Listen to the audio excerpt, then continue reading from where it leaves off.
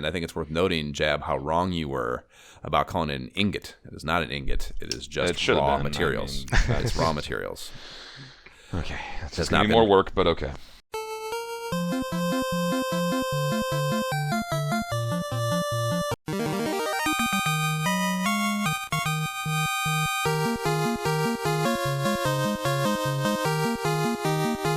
This is the Imperial Schools of Honor podcast. I'm Josh Folan. And I'm Jay Baxtron.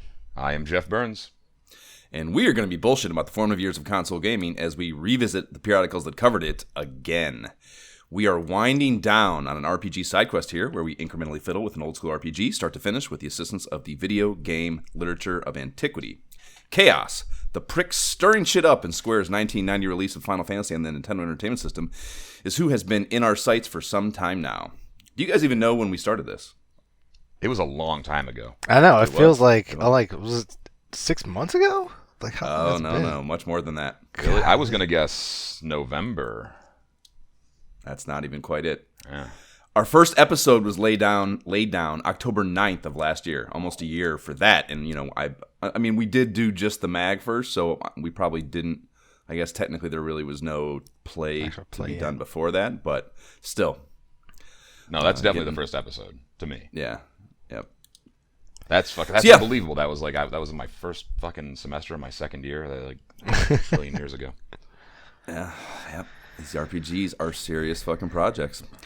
So the current accompanying game mags for us on this adventure are the official pack-in instruction manual for the game, an 80-page tome titled The Explorer's Handbook, and the writings contained in the official Nintendo Power Strategy Guide for the game, an 81-page Bible by which Jab and I worshipped at the time of its release.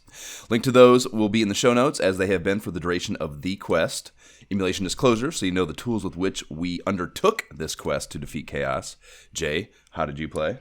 I played through NES Topia with my standard NES controller connected via USB. Jab. NES Topia with keyboard controls. OG hardware. The NES Advantage piped in through Sir Uncle Ted's NES satellite. No cartridge battery backup failure to speak of. Thank baby Jesus. Please rate and review the pod. If you enjoy our shit, it helps.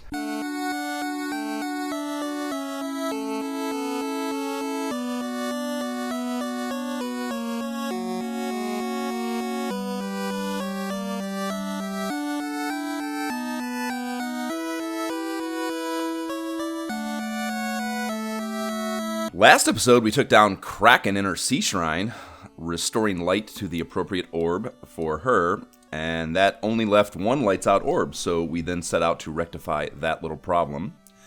And we will start in Gaia, and this place is a secluded valley, or rather in a secluded valley in the northeast corner of the map. It's only accessible via airship.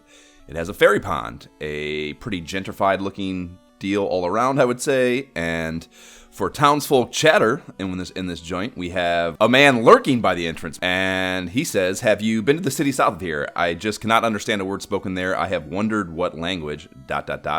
And it's this one on the slab, homie. Come, take a ride on my train of knowledge." Right.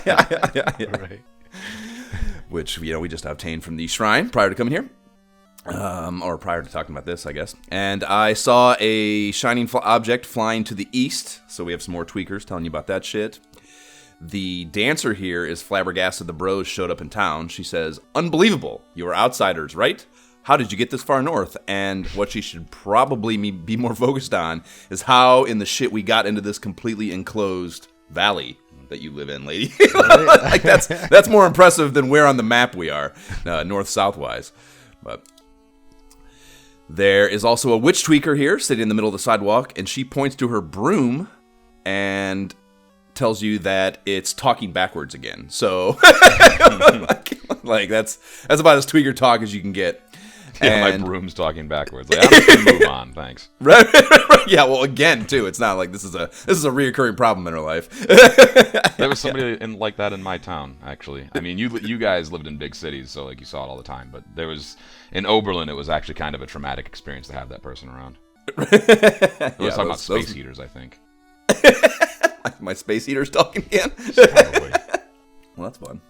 Yeah, there's lots of witch tweakers for sure in New York and LA, no doubt. The broom itself says, "Do you have great power?" So she's fucking right. Or either that, or she slipped me a Mickey.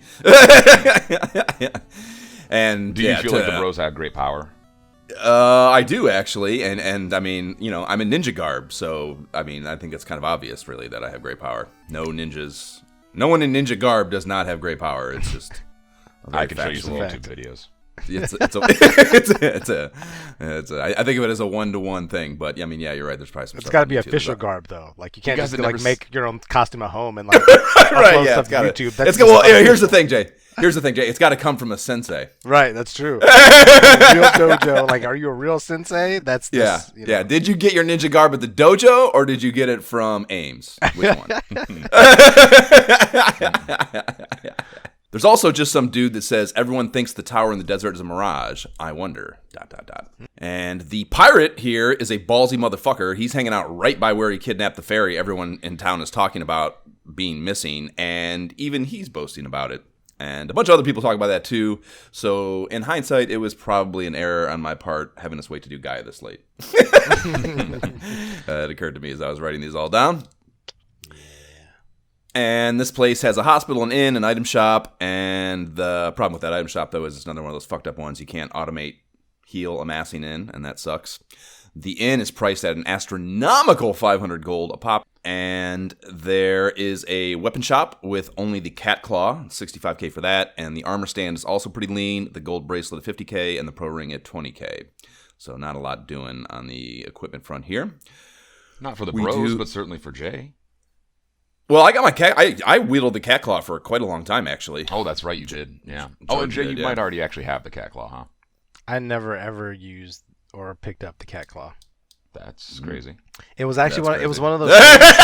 That's crazy for a black mage. Yeah. No, my black mage was doing so much damage. Like by this point, as we'll get into, I'm using items as well when I need to, and like holding off on like my super destructive spells. I mean, here I pick up Brack, so that's freaking lit. You know what I mean? So I definitely will use that bad boy later. And yeah, I mean everybody else uses just did in melee. I'm just too fucking legit for melee. Well, you know what's funny? Like there was a point during the last, between last episode and this episode where I kind of spent all my money like on everything I needed, and I was actually like, damn, I actually ran out of gold. This is kind of crazy. I'm gonna have to like grind again. I have 999,999 gold. I mean, if you started saying that and you hadn't said all nines, I was going to go insane. By the end of the playthrough, my total is far back up there again. But like, just at a point, I remember thinking, okay, I'm going to come back here and get this cat claw just because I'm out of gold now. But then I completely forgot, and I forgot about it completely, where it was, reasonable. And then I just never needed it. Yeah. That's a perfectly reasonable line of thinking and line of occurrence. So yes, there is, as you mentioned, Jay, there are some magic shops here. Right when you walk in, they're 45k per, and there is the Max Cure and Harms in the white store, and then Ice 3 and yes, Brack in the black store. And the description of the Brack spell is shatter an enemy. Yeah, that sounds fucking legit. Very cool. And there's only one. It does only do or affect only one enemy is the one downside, I guess. But yeah, but shattering things is rocks. Yeah, of course. Like if I was nervous, like I don't know if there's one of those broken things, because it seems like that happens so much in this game, where you're like, oh, this is going to be great, and then you look it up and it's like, yeah, this doesn't work, so go F yourself. Like right. So anyway, we'll talk about it. So it does work? Oh, it does work. Okay. Okay. I feel like Josh and I might have actually thought that when we were younger. Yeah. I don't remember ever. I don't really doesn't work. Yeah, I think that's also probably true. That's the poison one, yeah. But it also too, who cares about poison? Yeah. It's like so much of it all jab. So many of these things, it's just like it's just not it's a waste. It's a waste to even. It would be awesome if they had more impact and you did want to wield this very varied thing, very varied set of fucking attacks. But it was part as a kid too, we probably didn't explore it as much as we should have. But either way, fucking it was very much just blunt force at all times. Well, I think like I've said previously, I think the PlayStation version of this. I can't remember exactly what it's called. I have it, but the PlayStation version fixes a lot of those problems. Like all the fucking weapons actually deal the elemental damage. Like if you have elemental armor, it helps. And I'm sure they fixed, I would imagine, all the spells. Yeah. Well, I'm sure there's a fucking. Well, not I'm sure. I'm absolutely certain there is a mod of the ROM where all that shit is rectified and rebalanced too. So playing it again, it would be, without even looking it up, it would just be interesting, as time consuming as the experiment would be, just to play through and just kind of feel where it's different, be able to feel the differences, which I'm sure are apparent in many cases. Would be pretty fun. Just be like, oh shit, that actually. Some of our fans suggested there's a randomizer for this game, right? Oh yeah, for sure, yeah, that would probably be wild as well. Oh, Bane seems to work. It's not on the list of broken spells here, so it probably just sucks. Yeah, exactly. Just poison. What the fuck? Yeah, it's like one of those things. Like I know what the game designers are thinking. They're like, anything that can happen to the player, the player should do the enemies. But like, right. The problem is, like, the computer, they die when they get, like, when I'm done with them, they're dead. They're not. Yeah, right. Yeah, it does not. They don't pain in the ass is going. They don't have to walk back to Caneria, and they don't have to walk back to Caneria and fucking go to the inn and do all the dumb shit. When they're done with the battle, and I have to hear for the next 5 minutes. So yeah, which is exactly what it is to the player, just an inconvenience. I mean, even like going through my last grind, like there's an enemy that was poisoning me at times, and I would just be like, you just fucking god damn it. Yep. Like I just literally, the only problem with it is it reshuffles my party. That's the only thing that it fucking does to me, which is obviously not an actual imposition. It's just an inconvenience. It adds like 4 seconds to your grind. Right, yeah. There is also some level 8 magic that can be found here. It's in the center of town, and these are 60k a pop. And we have in the white store, we have Fade, and that's attack against evil, affects all allies. I don't know what that means. Fade should produce a 40 ounce in every party member's hand. And everyone's faded, yeah. Everyone's faded. Yeah. And there is Wall, and this is defend all. It's only one, though. And there is Exfer, and that's loss of special defense, one enemy. And I don't ever remember using this, but that sounds fucking incredible. That it essentially would make them susceptible to a rub or something like that, and or one of the other. There's rub 2. There's also there's some other ones that are special attacks like that. I don't pay attention to the magic because fucking bros. Like XXXX. Right, exactly, right. Yeah, erase one enemy, right, exactly. So fucking yeah, that would be a really cool, like,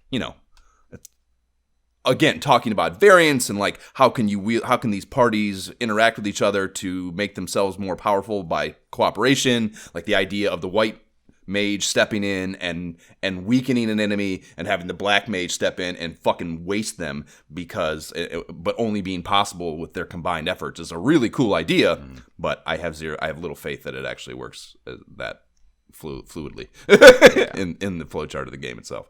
Yeah, it's like I feel like when we were young, it's like one of those things that even like 6-year-old Jeff Burns like looked at that and was like, don't trust it. Yep. I don't know, man. Again, we kind of talked about how we trust nothing because of our upbringing, and this magazine gave us anxiety fucking disorders, but we were wrong about a lot of it. I think we have come to realize. Yeah, go figure. 6-year-old kid didn't have it all figured out. Right. And then the black store has stop, and that's paralysis, all enemies. There's zap, and it's got an exclamation. This is the 4th character, and I like that. And it says, send to the 4th dimension, all enemies, and that also sounds fucking amazing. And then, we have the quadruple X, and that's erases. It's like a furthering rub, erases one enemy. Read the thing. It says, what does it say? It says, utterly destroys. Yep. Similar to the rub attack, an enemy is utterly destroyed. That's cool. Oh, well, that's not. Is that what it says in the guide? Yeah. Okay, yeah. I go off what's in the chart, the pack-in chart. Okay, well, for that matter, then I didn't have my book open, but zap with the exclamation, as you say, it says zaps all enemies into an extra dimension from which they cannot escape. Yeah, that's well, yeah. We should definitely. I guess we should pay. We got to pay more attention to we should have paid more attention to the spell charts when we were doing the strategy guide things then, because they were probably all more fun then. That's a mistake. But what's crazy about this is like if you don't know, so like there's only 3 spells here in the level 8, and you only get 3 spots. So if you're not in the know, you can kind of fuck yourself right here. Oh, yeah. Yeah, you're right. You're right. Yeah, I didn't even think of that. Yeah, that's very true. Yeah, if you haven't found that little fucking hidden hut. Magic alcove. Yeah, that's in Leafine? Yeah. Right? Yeah. Yeah, so yeah, if you haven't found that, that's fucked up. That's very true. God, can you just imagine? Like, fucking filling your thing. I'm like, oh my God. Good thing I got stop. I can't have nuke. Yeah, good thing I can't have nuke, or you have fucking faded instead of cure 4. Yeah, instead of cure 4. Everybody gets a 40, but no one's getting 40. Yeah, brutal. Brutal. Well, we've discovered these motherfuckers didn't give a shit about your emotional well-being. Yeah.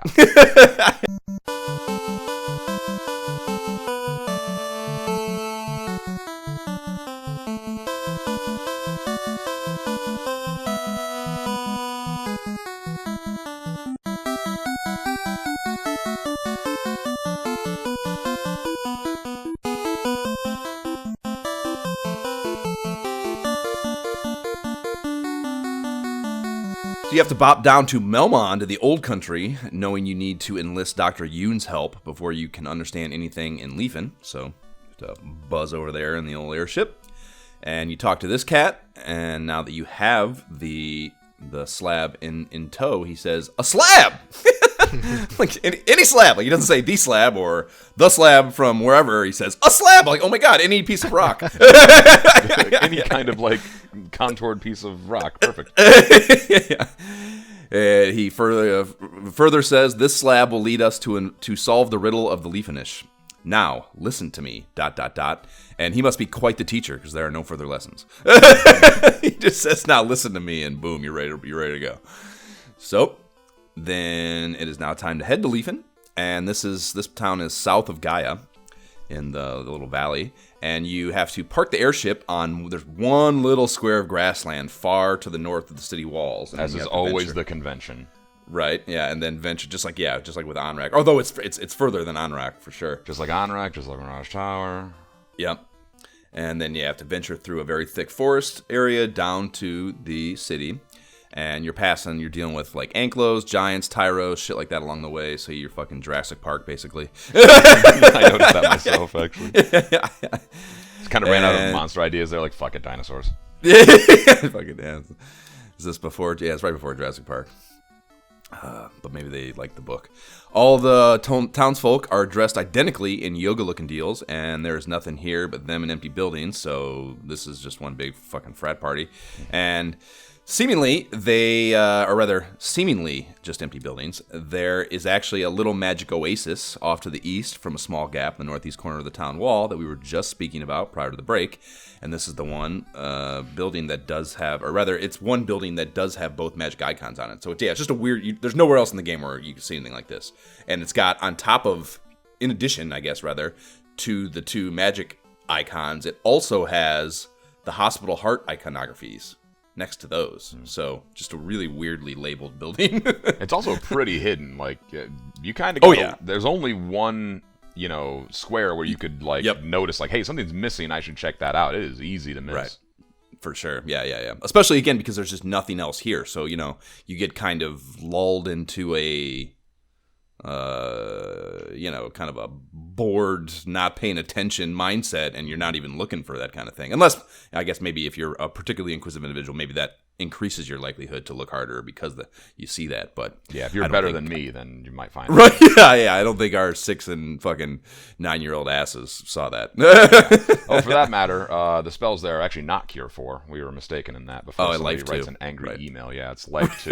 Which brings a warrior back to life with his or her health fully restored. And then what's Nuke say? Nuke says generates tremendous heat, like a super fire spell. Okay, so yeah, the chart just says tremendous heat. Yeah, believe it or not, both of these are listed as a Best Buy. Yeah, that's shocking to hear. So those are 60K as well, right? Yeah. Yes. I didn't write that down, but yeah, okay. So yeah, those spells are good. You should get those. And as soon as you walk in with Un's teachings, the chatter begins in here with the frat party chatter. And the Walmart greeter by the door kicks it off with, "We are the Liffinish. Only our bravest became sky warriors. Your airship was theirs." Another cat says, until 400 years ago, we controlled the power of the wind. This enabled us to suspend the castle in the air. Another, I wonder if the robots made by our ancestors are still moving. And then the floating castle, our ancestors lived there. The Mirage Tower is the entrance. Another, our last 5 warriors left to find the cause of the world's decay. We know they live, but as bats, which is a little bit of foreshadowing. It's pretty cool. And then the last unique piece of copy here is the power of the wind was taken by Tiamat. So the dude in the bottom left of the eastern half of town, sorry, that's one more piece of unique copy, but he's actually giving you an item, and he says, with this chime, you can enter the Mirage Tower. So off we go.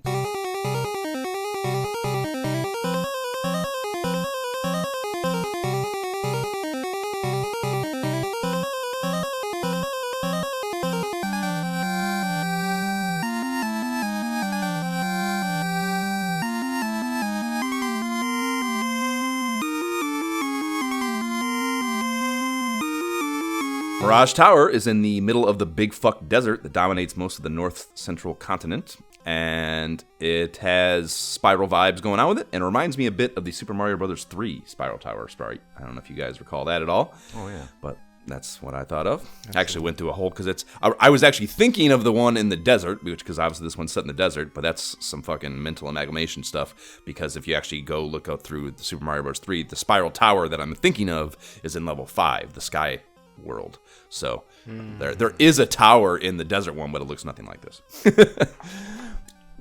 I was thinking Spiral Minaret from Civ 4. Oh, yeah. That's like one of the mini. Doesn't it have like mini wonders? Isn't that? It's got national wonders. That is a world wonder. It gives you 2 gold per whatever your state religion buildings you have built. It's pretty, and it's hidden behind a pretty terrible technology, so it's never a thing. Yeah. I forgot all about that. The goofy wonder system. Yeah, man, 6 is so much better. 4 is so much better. I feel bad for you, honestly. Inside, the layout is very towerific. The first floor, which is a narrow path that wraps all around the periphery of the massive room, inside of which there's a fucking mainframe computer, and there's a robot posted up nearby that, and 8 chests. But yeah, the layout of the tower itself, the layout of the map itself is very tower-esque, rounded, Yeah, and it sadly, go around the circle too, so you get the impression of like climbing almost. Yep. Agreed. And sadly, you cannot hack into the mainframe. The bros wouldn't even acknowledge its existence. In fact, the message would be nothing here when you hit A in front of it, which was devastating to me. The robot are in the computer. That's how I picture it. Just like staring at it, like there's nothing here. As they like scratch their armpit with the same arm. That's good. Yeah, that's a good role play for sure. The robot is broken. He just says, "Are you the master?" And the obvious answer to that is yes, homie. The enemies in here are guards, nightmares, Badman combo, or rather nightmare and Badman combos, Catmans, vampires, Saber T, Medusa combo platters. Nothing really too imposing, I would say, for where you're at in the game, I don't think. The chests aren't too shabby in here. Half of them are dough, about 25k worth, and then we have a heel helmet, the Vorpal, and the Aegis Aegis is how I always said it. Aegis shield in here too. And then a fucking cabin, as if the bros would be caught dead in a goddamn cabin like peasants these days. What are you thinking? So I dropped the heel helmet on my item ambassador, Connor, and the Vorpal is ninja enabled, and not a bad split of 24-25, but not quite lit enough to get into the bros' starting lineup, so I just cast it aside, basically. And the Aegis shield, sadly, was chucked aside by the bros too because they can't fucking use it. I think that's the best shield in the game, right? You guys definitely employed that. I'm pretty sure I'm rocking that on my fighter or my knight, whatever it is. Fuck, I have no idea what I did, to be honest. I know he's wearing a freaking Aegis something. There's not another. Yep, definitely the Aegis shield, 100%. No, I'm actually rocking the Opal shield. I could have used that last night. Yeah. You gotta go Opal helmet, Aegis shield. You pair that with the dragon armor, pro ring, you're good. No deaths. Yeah. Facts. No. I guess we can talk about final loadouts when we get there. Yeah, we should actually, because you left out something there that Untouchable. The Aegis Shield is a 16 absorb, only the knight can use it, and it protects against glance and some other spells. So it does the thing that it of lore that it's supposed to reflect. It's a reflective idea, and it fucking can bounce the fucking Medusa glances and shit like that. And I think that's where it's from in lore. It's a Greek thing, I think. Yeah, and it's meant to counteract Medusas, I believe, or the Medusa, I should say. It's a singular deal. I'm a little embarrassed I don't know that. Greek lore. Yeah, I know. I think the only reason I know it is it's the mirror thing in King's Quest 3. I think you get into some lore there about Medusas. We should play those. We should. I agree. Like those in Police Quest. Like, yeah. Can you imagine the Police Quest Police Quest? Oh, dude, it's the Police Quest. They Quest. probably just have you beat up black people, because Jay that's how it was. Oh man, Jay would kill himself, dude. That game is not. Those games are so. It's all about the procedure of being a cop. They're not. They're not. I just watched a video on this the other day. Actually, they're not. Like King's Quest and Space Quest. Yeah, they're like they're fucking stories. Space Quest, I forgot. Yeah, but Police Quest has stories too, but. The actual mechanics of the game, like the deaths really. I mean, you can die too. Of course, you're a cop, but like a lot of the dead ends in the game are just because you get a manual that lays out the very specific protocol with which a cop has to operate. And if you don't do every one of those stupid little steps when you pull someone over or investigate a crime scene or whatever the fuck it is, if you don't do the things exactly right, it gives you one of Sierra's famous in-game things. And oh my god, is it frustrating and fucking really, really difficult. Like on top, all those games are super fucking. They are not fucking. There's like the interface just doesn't lend itself to ease. It's difficult. Right. Well, yeah, I mean, the fucking, especially if we do the originals and do the text parsing and not the remasters. Yeah, you gotta, go to something and, tap, search table, and, if you spell search wrong, you're just fucked. Yeah, no, dude, I don't think Jay would last fucking 10 minutes. The only thing I remember about Police Quest is, sorry to interrupt, but the only thing I remember about Police Quest is, got to a point where, you pull somebody over, and... I kind of call bullshit on this because every time I've been pulled over, which is not that many times, I've never had a moving violation for that matter. Every time I've been pulled over, the police officer approaches from the left side, from the driver's side, and then he talks to me through the window. And in this particular case in that game, I can't remember which one it was, but it was the one I had. I had three. That's the one I had. Yeah. Well, you pull this person over, and you're okay, I'll just approach the car, and you click or whatever, near the driver's window, and you just get run over by a car. Right? Yeah. No, it's fucking dead. Yeah. No, that's a perfect example. Yeah, it's stupid ass protocol. Yeah, it's not. They're not. I mean, that means we. Yeah. So okay, what I'm hearing is we should play it. Yeah.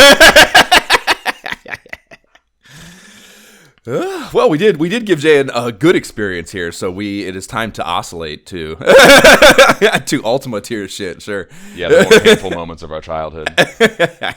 Yeah.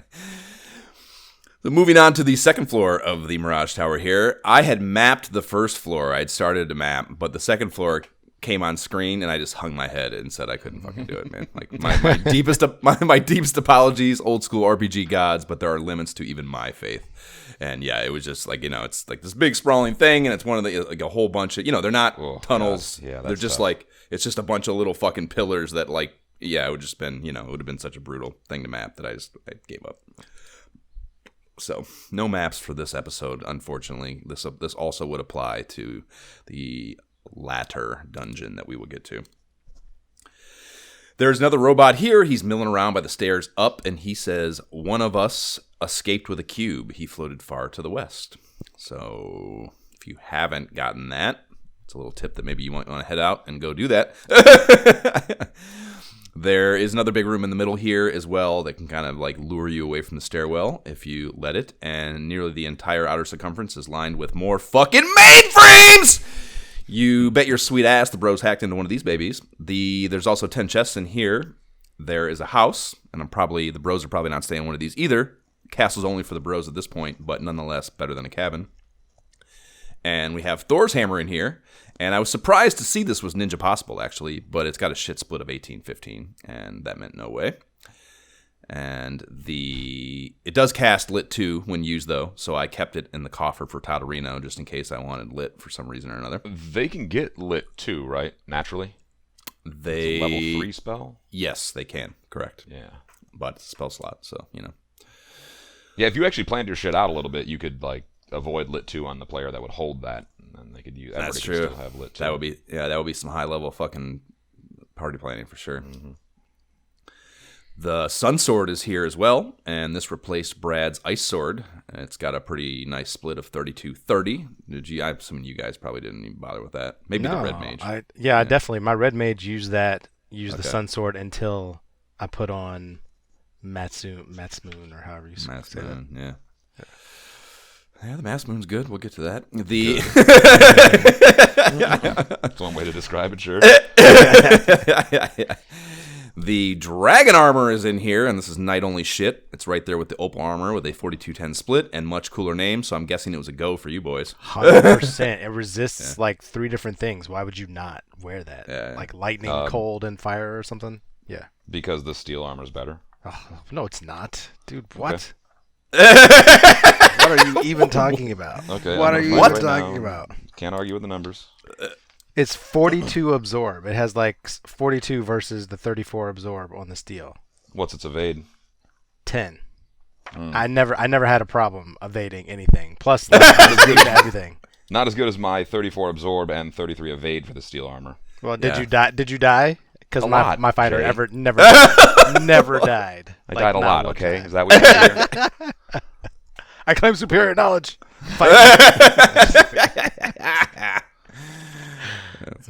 Actually, come to think of it, yeah, the problems I was having last night probably could have been helped by a little more absorb. Additional absorb. Whatever the fuck it means. Okay, Jay, genius of Final Fantasy, tell me what absorb does. Hey, I'm taking less damage. Facts. Right. I mean, plus, like I always, even to the evade point, I was always throwing on using items that gave us extra dodge additional ability. So it was kind of just like I was throwing that in naturally. Fucking smart RPG player over here using buffs. Buff what? No, I'm just gonna smash my head into you over and over again. It's like you said, our trust issues make it so that I'm like, do I want to cast Invisible too? No. I'd rather get some weak ass melee attack out of my fucking mage instead. Exactly. I'd rather hit chaos with like 11 points of damage. Fuck 11. That sounds like a fucking great white mage situation. That was a red mage. Sorry. Yeah. And there's also 59k in gold in here, and the continually meaningless economy situation. Especially at the end of the game here, it really ramps up. It just drops insane numbers on you in some of these cases. It's just like there's fucking gold in the Chaos Temple. I could. right, yeah. Just every time it happens to me, I'm like, really? Yeah, fuck off.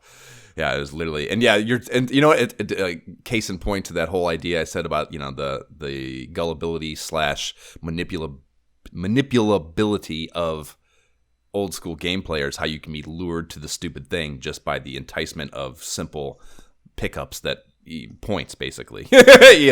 just raising meaningless counters on your screen, and yeah, in the case of the one you're talking about in the chaos thing or in the temple, it's like they're those two little fucking chests on each side of the stone slab are just like that is just to lure you away. I blew right past them. And maybe take, fucking 19 damage off your knight. I blew right past him, and considering how much health I ended the chaos battle with, it was a good idea. It was important. Yeah.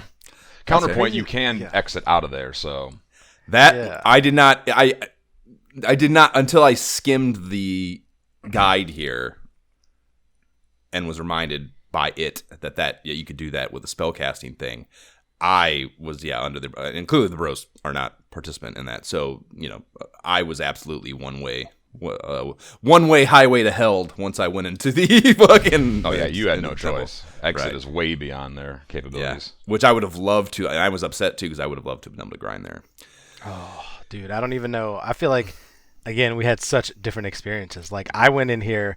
Yes, Jay. I was yes, Jay. That's an understatement, motherfucker. That is a real understatement. I promise you. Well, I was in here dropping stuff over and over. Like every time I was getting to a chest, and I was like, "All right, I'm just gonna have to leave." Like I have such better stuff. And even now, going back through Lefane or whatever that place is called, and thinking about the spells we didn't buy, like I could have easily, with all the extra gold, gone back and said, let me actually buy these other level 8 spells, and like maybe gone in and had a different experience. But I just like never did that. But I definitely had to leave at this point. Just like I got to go do other stuff and sell and deconstruct, whatever. I got to create some space here. That sounds like a really nice luxury, Jay.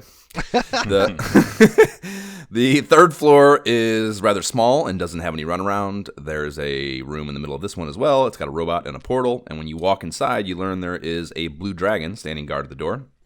And it might be imposing for some, but the bros curb stomped that motherfucker. And the robot says, transporter operation requires a cube. And I got you. Chill, dude. You get the did a thing cue when you walk into it, and then it's beam me up, Scotty. You are transported into fucking space from there, and you can see it all around outside the floor you're now on. And there is also a lit-ass new chiptune track on your FM dial in here.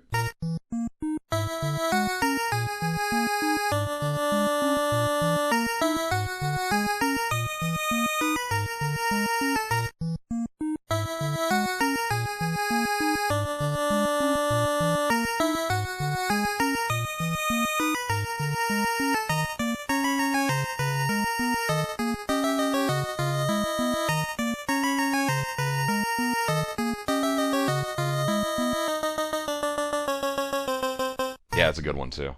Yeah, no doubt. The aesthetic is very alien, glass and weird gray pattern walls. You come in on the central hub, and there's treasure rooms off to the west, east, and south of there. And then there's another transporter to the north. So yeah, so there's no stairwells in here. It just has these little triangle transporter things, which is, yeah, I mean, we've talked about how this game, like, takes this, like, really wicked sci-fi turn, and that isn't just another example on top of just the environment in general, though. Like, now you're literally just transporting around. You're no longer at the mercy of steps. Yeah, which This game is so fucking cool. So fucking wild. The chests that you encounter here, there is the Bane sword in one of them, and this is a Knight Ninja Red Wizzy deal, but it has a pretty weak 2020, Jesus Christ, can't say that, 22-20 split that immediately has you thinking it does some cool shit when used in battle, and that is a true fact. It does poison smoke is the message, and shit just dies. So I guess cast Bane. I mean, yeah, we were making fun of that spell earlier. Right, but it's funny, I guess. Right. So yeah, it doesn't poison them. It actually fucking vapes them, which is pretty amazing. So yeah. Oh, that's right. It does. Yeah, the poison. Final Fantasy is always all over the board on this. Like in Final Fantasy VII, I avoided the poison materia for a long time, in like my first like playthrough or whatever, and then like I actually tried it out, and it fucking does a considerable amount of damage, and then also traditionally poisons you. So yeah, and then this one it's just an auto kill, which like again, you have a lot of spells for auto kills. They're just all called different names. Right.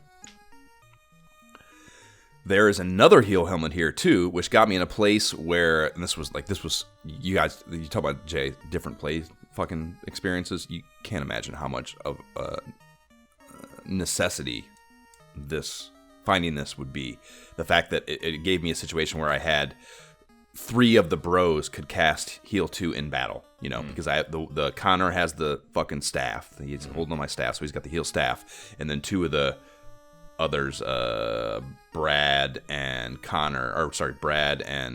Jordan had heal helmets, so I could, I'll get into the actual mechanics of it later, but like, it would give me the opportunity to actually heal in battle and not burn through all those potions, because late game, if I didn't have that opportunity, a 99 potion situation is like 4.2 heal rounds. Yeah, it goes quick. Yeah, it does go quick. Yeah.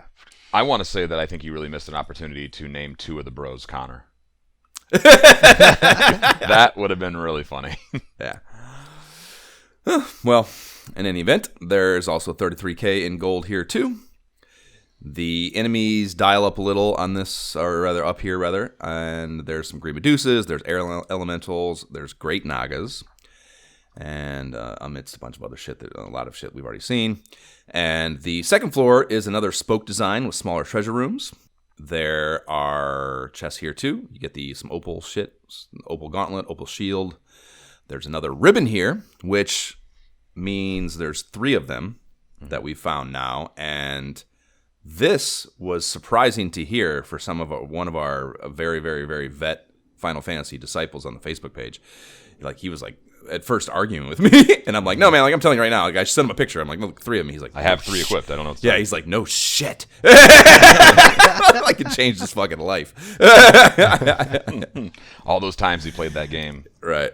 Missing out on an extra ribbon. I can't remember, like, I don't remember where the other ones were, but I mean, I certainly don't think. I mean, I guess, you know, I'm mapping. Maybe I went off the beaten path a little bit for one of them. I guess is very possible, but Looks like, I mean, just off the, I mean, I'm just flipping, and I found 2 on 2 back-to-back pages. Looks like Sea Shrine and Waterfall at least. okay. Yeah, Floating Castle, Sunken Shrine, and Waterfall. Yeah. There you go.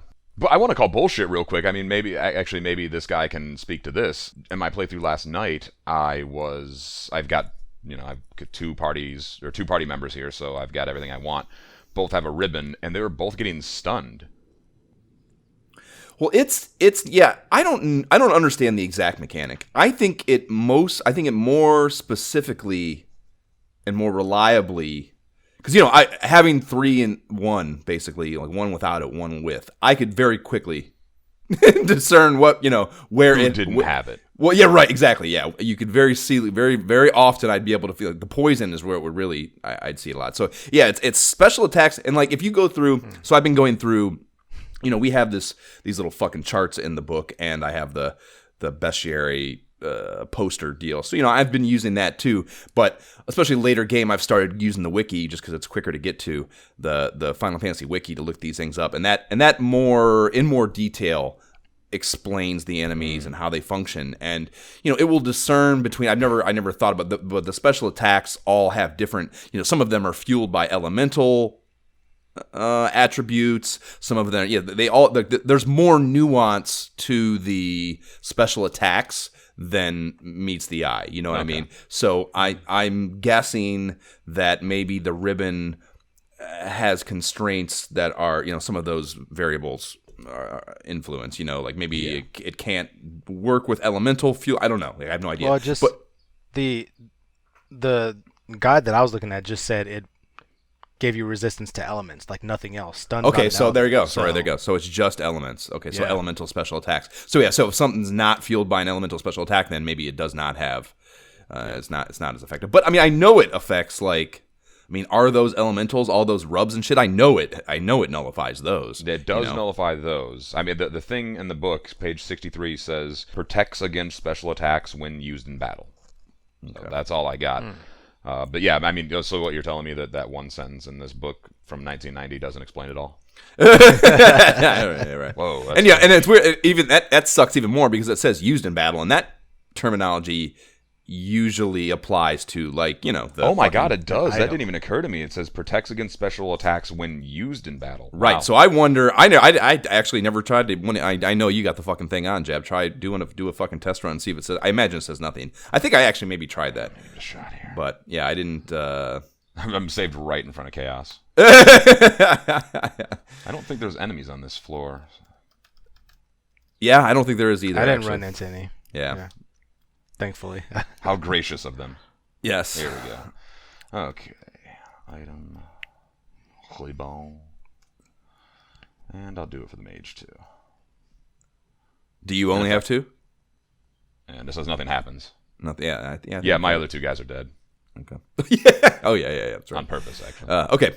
So, so that's it doesn't do anything. So that's interesting that they use that terminology. I guess it's just they don't care. That's why. Again, I mean, do you think this was written in Japan and then translated? They probably certainly asked the designers, like, hey, what does the ribbon do? And by the time the translation's done, who knows what it does? Right. Exactly. See, that's why I didn't have my fighter wearing one, because he has the dragon, the Aegis, the opal. He is resistance to the elements anyway. So it's kind of like, hey, I give this to everybody else. We all should be good on the elemental side of things. That is a really, really logical, smart. That is an mentality. Observation for sure. Right, yeah. If the game actually adheres to it, yeah, that's brilliant, actually. But probably have to really parse some fucking code to know that for sure. The black and white shirts found right next to each other are also here. And Jab, I forgot all about these. This game is so fucking weird. It's like it just at the very end, they're just like, by the way, here's a couple T-shirts. Yeah, and like even have the icon. It's just a little shirt. It's fucking hilarious to me. I fucking love Dude, this it's game. perfect. Are you kidding me? It's absolutely perfect. These two items, which looked also random to me, I was like, well, clearly these are robes for my mages. But then when I looked at them, invaluable. In the lead up. Great. Yeah. Oh no, they're Invaluable. fucking. We're not questioning their efficacy. You're right, exactly. Yeah, it's just they're just quirky, and it's just quirky. It's just quirky ass shit that I just like. I want to say you would never see this kind of weird creativity in this kind of game in modern day, but that statement suggests that it was like a deliberately quirky choice and not just they were just weird checking box. You know what I mean? Like I don't even know what the exact terminology I'm trying to get at here is, but like I don't think it was like this deliberate, creative, quirky choice. I think they were just like fucking I don't know, like just like random choices that But I mean that's also kind of what creativity is you make this thing that amuses you or does something in some weird emotional corner of your life experience. And check some box for you, and that is what actually reads to the audience or the people that are going to receive your fucking creative work as creativity is like this unique thing that no one else could have cooked up, basically. So it's a very debatable. This thing, you guys just have to deal with it. Right, exactly, and that's exactly why I guess we're appreciating it here is because of that exact reason. But because like they absolutely could have made it, for instance, a white robe. Right. And that would have been so much more traditional. Shorter. Yep. And it would have been so much more traditional, whatever. But yeah, it's just the fucking T-shirts. And if you think about it, it's not, well, I guess that's applicable for the armor too. I guess they have fucking pants on, but like I immediately juvenilely think of them just like butt at, like the way someone looks hilarious when they're just wearing a T-shirt and have no bottoms on. Are you talking about the icon? Because like the guide I'm saying calls them like the white robe and black robe. So that's the way that I've always thought of them. No, they're T-shirts.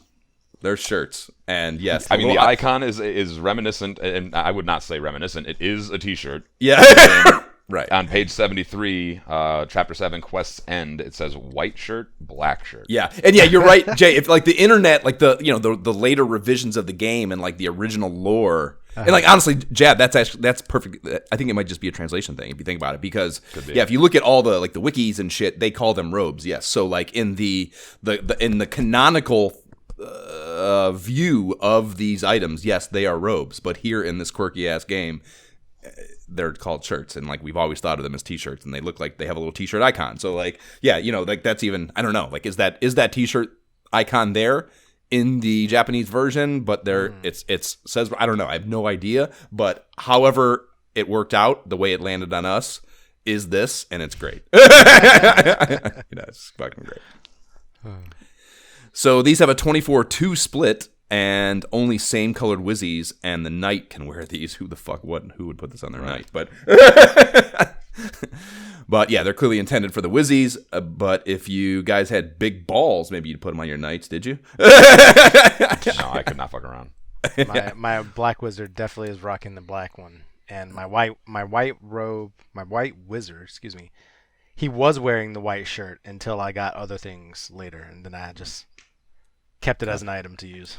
Copy that. Ooh, actually, for that matter, typo in the book here. For the black shirt, it says that only a knight can use it. Oh, no shit. Yeah, the white shirt has white wizard as the user, and the black shirt has knight.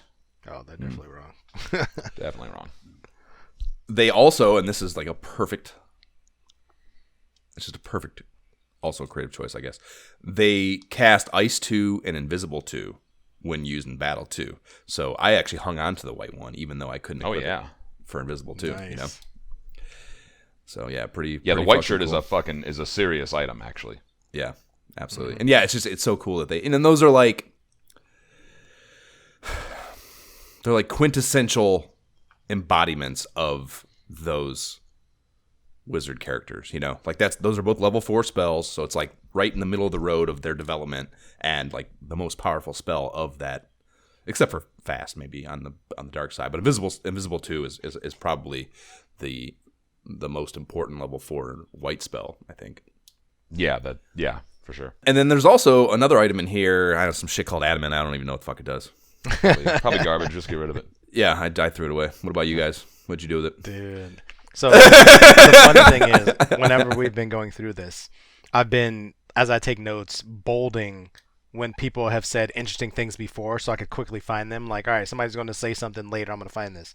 And so I was like, adamant. I was like, wait a minute. So I let me search my database. It was a bold word. Wait, hey, fucking, what's one of your other characters' names? What's, Smash. Hand me my moleskin. Give me my moleskin journal. I gotta fucking... Back to the dwarf cave. We're going, bros. And that's exactly what happened to me. I was like, all right, I'm dropping things. I'm full. I got to go to the dwarf cave. Time to exit. So you exited right out and went and did it? Because I was full inventory anyway. I kept dropping stuff, and I was like, all right, I got to go at some point. Like, I can't keep doing this. Let me just go and sell. Might as well go see what this does. If not now, then when? Right. I didn't know what it did. I was just like, all right, something we got to go do. So what about you, Jab, in this playthrough? How did you fucking... Like, what was your flowchart for adamant stuff? Oh, dude, my flowchart? It's like the 20th time I played this game. I just like... I was... Like, I understand that, but did you leave? And I was just just ran right out. Yeah. I was gonna say, yeah, okay, yeah. So that's what I'm asking though. So you just. Oh no, actually, for that matter, I have the Red Wizard who was able to use the exit spell. So. Okay. Like long ago, I mean, I could actually probably check the properties on my files here and tell you when, but long ago, probably the last fucking episode we did, I just beeline to the adamantium, and then grabbed up that ingot and. Skedaddled back to the... Yeah, you did it super early. That was part of your, like, off, like, doing shit out of order thing. Was, like, trying... Yeah, like, getting that, right? Yeah. Yeah, it's like killing Carrie with Excalibur. Right. Which, by the way, I killed the fuck out of Carrie with Excalibur. Yeah. But, yeah, I love especially you as the seasoned player, Jeff, just, like, still, like, running giddily out of there immediately. Oh, yeah. It's like, honestly, it's probably one of the most exciting parts of the game for me. Because, you know, like Jay, and he got to experience it, like, you know, naturally and organically. It's so long ago, it's actually, like, you know, it is plausible that you forget. Especially if you don't have, like, the internet to guide you or the guide itself like we have. Obviously there's not an item in the game that's not useful in some way, especially if it's a special item. But, you know, this one is probably the easiest one to not really know what to do with. Yep. And yeah.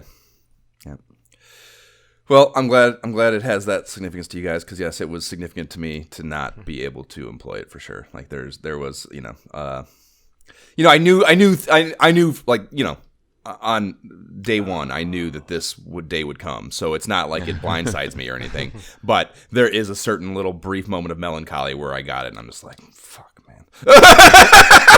Cool that I got it, but fuck, man. Yeah, the fucking. And again, like even it's hard to even describe it as that because again, I always knew it was coming, but like it's just I don't know. It's just there's just so many times I've said it already. There's just so many times with this play. It's just the game is just like. He just fucking punches you in the nuts. Kinda hurts. Yeah, and that is definitely one of the bigger ones. I mean, on one of my playthroughs, I did a knight and I did a fighter and 3 black belts, and literally, black belts masters are actually the strongest physical character in the game. But like literally, the reason I picked a knight was because I'm not fucking giving up Excalibur. I'm just not. What kind of fantasy enthusiast would I be if I was just like Excalibur's not that important to me? Yeah. But yeah, the one flip side to that is though because I knew that would because there's this certain definitive flowchart you have in your mind where there's an endpoint. So everything between now and then is a little bit trivialized. In my case, it was a constantly developing progression that I knew the katana would be a final option for one of them, but because they're all identical, the characters are all identical and have the same user sets, and there's obviously a finite number of each one. There's only one in most cases, with the exception of that ice sword for some reason, and also I never found a second katana. I thought there was a second katana, but I never found it. in Temple of Fiends. Yep, it is. There's a second end. Is there? I didn't find that. Yeah, there's one here in the Sky Castle, and then in the Fiends. Fuck. Well. whatever. Anyways, you have some vague knowledge that those things are options, and I had forgotten about the mass movement entirely, to be honest with you. So that wasn't in my plan or where I was going melee attack wise. So yeah, there was a nice. That was a nice part of our nice fucking side fucking whatever benefit, I guess, of having that fucked up part of my play is kind of like not knowing where I was going with that was kind of a fun aspect. Because they are all like, it's one thing like, yes, you have the white and black wizards, and they're not going to use Excalibur either, but their in game is spell based, so you don't really care what their melee thing is. But because the only thing these motherfuckers are doing is melee, and not knowing where that all important track was going was kind of a cool aspect of this play for me that I kind of enjoyed. Almost like a little mini randomizer in itself. Right. Okay, well, you guys come back. You have your Excaliburs. That's cool. We'll talk about the specificity of that later.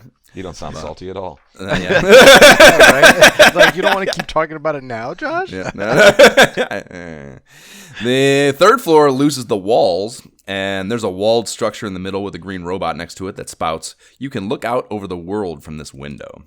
So you can step up to that little gap in the wall around the window and hit the A button. And the copy you get is, from this window, one can see the entire world. The four forces are flowing together into the center of the four altars, into the Temple of Fiends. A clue, perhaps? I didn't remember this at all, Jab. So, this whole part of the game, completely, blank slate for me for the most part. But this in particular, I did not recall this. And there was a part of me that thought when I walked up and hit that button, I would get some sort of pixel art. And I was a little bit bummed that I did not. No, I actually, this was like one of my favorite parts of the game, just like the music, the aesthetic change, and then, yeah, this where like it gives you, the visualization via text. Just like, we've all seen pictures of Earth from up high, and like that's what you're seeing here, Right. And well, and it, that's like, to us it's second nature, but going back to the Temple of Fiends, this is where you find that out. Like, there's no clue prior to this, I don't believe. Clue to what? Yeah. That's what you have to do next. Yeah. That's the only thing I knew. I was like, oh, I guess I'm going to the Temple of Fiends. Yeah, because I think, I'm pretty sure, Jay, you said at one point, you were talking about, when I was like being aloof about what to do next, and like, because you were like, I think I got to go beat Tiamat, and I think it's done. I'm like, no, or I didn't say it, but I'm thinking to myself like, nope, So I think that's case in point that he did not know that the Temple of Fiends was next. So that's awesome that you learned that here with that visual, and it actually becomes important, not just like a cool like side thing. Right. Because Jay, like he can speak to it, but like this, I can play this game in my sleep. Yep. So yeah. It's funny because like I got to the Sky Castle, like I said, and I told you, I was like, I guess I'm going in game now, so let me put it away because I don't think we're going to record for a few weeks, And then you mentioned something the other day, so when I actually went back to play it, and I was like, oh, so there's more after this. I got to go there, So there is definitely more. There's definitely more. So I was pretty sure you could fall off the edges of these walkways. So I very carefully one-stepped my way around with my advantage joystick. I was like ultra fucking careful. Yeah, I was, and like on top of that, so you do that normally, sure, and like it's not that hard to fucking pay attention and do that, especially with the advantage. But you can also really fucking flex there for everybody. Especially with my hyper advanced NES. Especially with my big dick NES advantage. It's kind of an instinctual thing, I think, when you're really in the groove of playing this game. You're holding the D-pad or the joystick as that battle screen is fading away. You're already hitting the button, already, getting back to where you were going, right? You don't like come out of the battle, take stock of your surroundings, right? So I was fucking coming out of those battles, and like I would verbally in my mind remind myself to not do that, and like make sure I look at what the hell I'm doing before I start hitting the D-pad, because you're on these little one block width paths that I thought I could fall off of, and I would later learn that's not the case. But it was funny to me how meticulous and careful I was. I was like, I do not want to fall out of here for sure. Right. But also the flip side of that too, I thought I could, when I came back here to grind later, I thought I could just jump off. Yeah, as an exit spell, a poor man's exit spell, and that also obviously did not work. No, it makes for a cool role play. So you're like actually creeping around this this fucking like space station essentially. Yeah. And B, it sounds like you confused the Sky Castle here with the Tower of Wind and Dragon Warrior too. Yeah, sure. yeah. It's funny. What I actually, and this is a random ass fucking correlation, but I think if you guys, I'm sure you've definitely everyone's seen it, but if you recall it or not enough, there's a Marvin Martian Bugs Bunny cartoon where they're running around on Marvin Martian's little fucking space thing. It's just like they're just like pathways in the middle of space, and that's all I could think of when I was walking around on these. Is just reminding me of that specific cartoon where he's fucking trying to build the ray gun to blow up Earth, and he's like fucking running around. There's the big red monster is like Marvin the Martian's sidekick, and he's chasing fucking Bugs Bunny.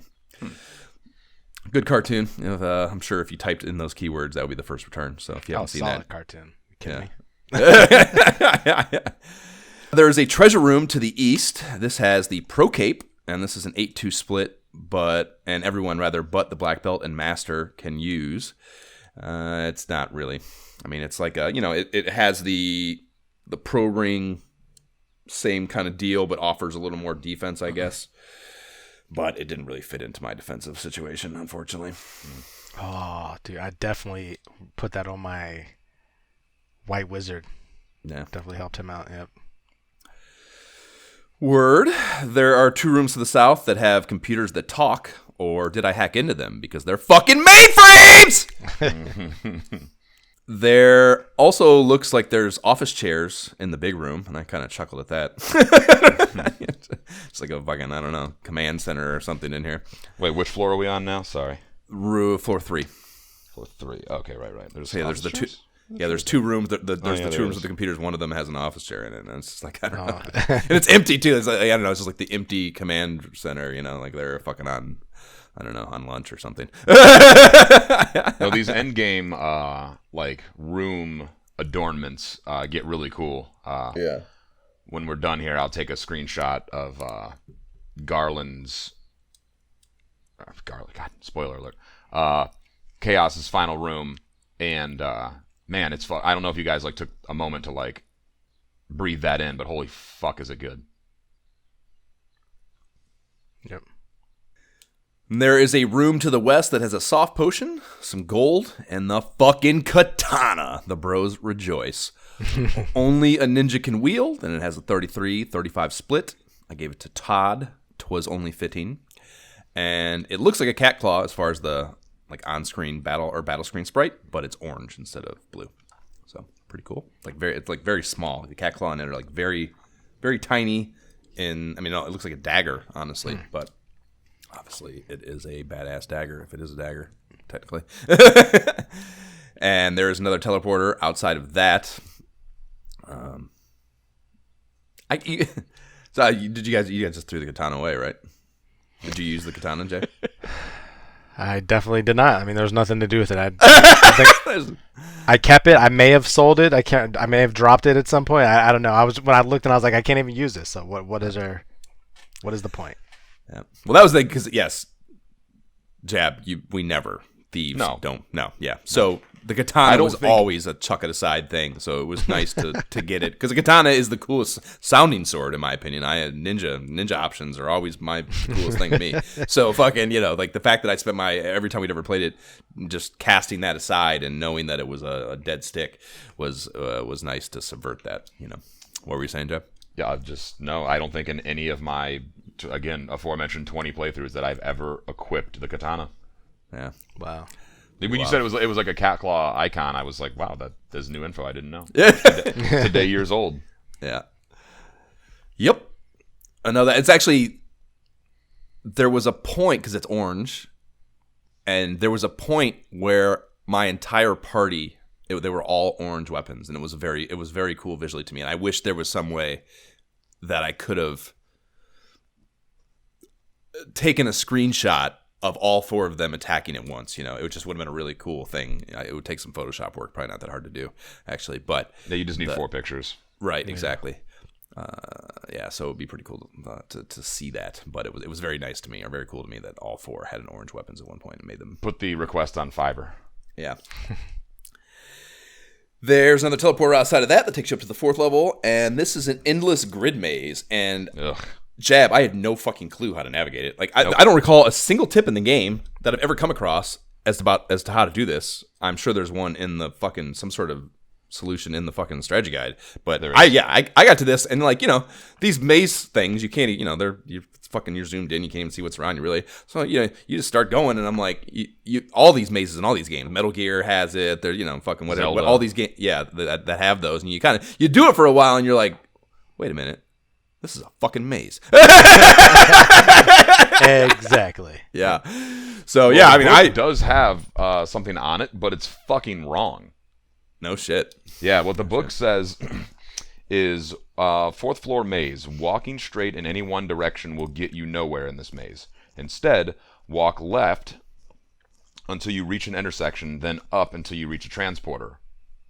The combination of walking right and down also works. Fucking wrong. Wrong. Yeah. Yeah. 100% what you wrong. need to, like, the actual convention to solve it is, I think, to go through one intersection fully, and then at the next intersection, turn right or go up. And then you'll go. But, yeah, walk left until you reach an... no, that's not right, because you reach an intersection and it's not that one. Right. Yep. I went left and then ended up walking up and just ended up going backwards. I had to go kind of right to 2 intersections and then kind of just down until I found a teleporter. Well, I'm glad that you guys can actually provide a flowchart, because I fucking just luckily stumbled to a transporter. I have no fucking clue. Like, when I was doing it, like, I was just trying to hurry through this shit, so I was just like, if it didn't work, just fucking save state. Like, no big deal. Yeah, well, I don't but have for those. you, it matters. Yeah, for absolutely fucking matter. Although, to be honest, role play. Which of the bros do you think had the attuned nose? Probably Connor. Connor was the one. I would say Connor in my adventure has been the one who has taken the fucking reins when things got hairy. Damn, MVP. Yeah, MVP Connor. Yeah. I thought this was just on some other Tendo shit. I had no fucking clue how to deal with this, and like the fact that there's no in-game fucking tip or something is kind of fucked up, because I was gonna say I was this environment, I was fucking just eradicating everything in my path here, so I was not even it was not a big deal to me to have to wander here, but if it would have been a big deal, I would have been fucking like on pins and needles, because I had no fucking clue where I was going. Dude, I had no clue.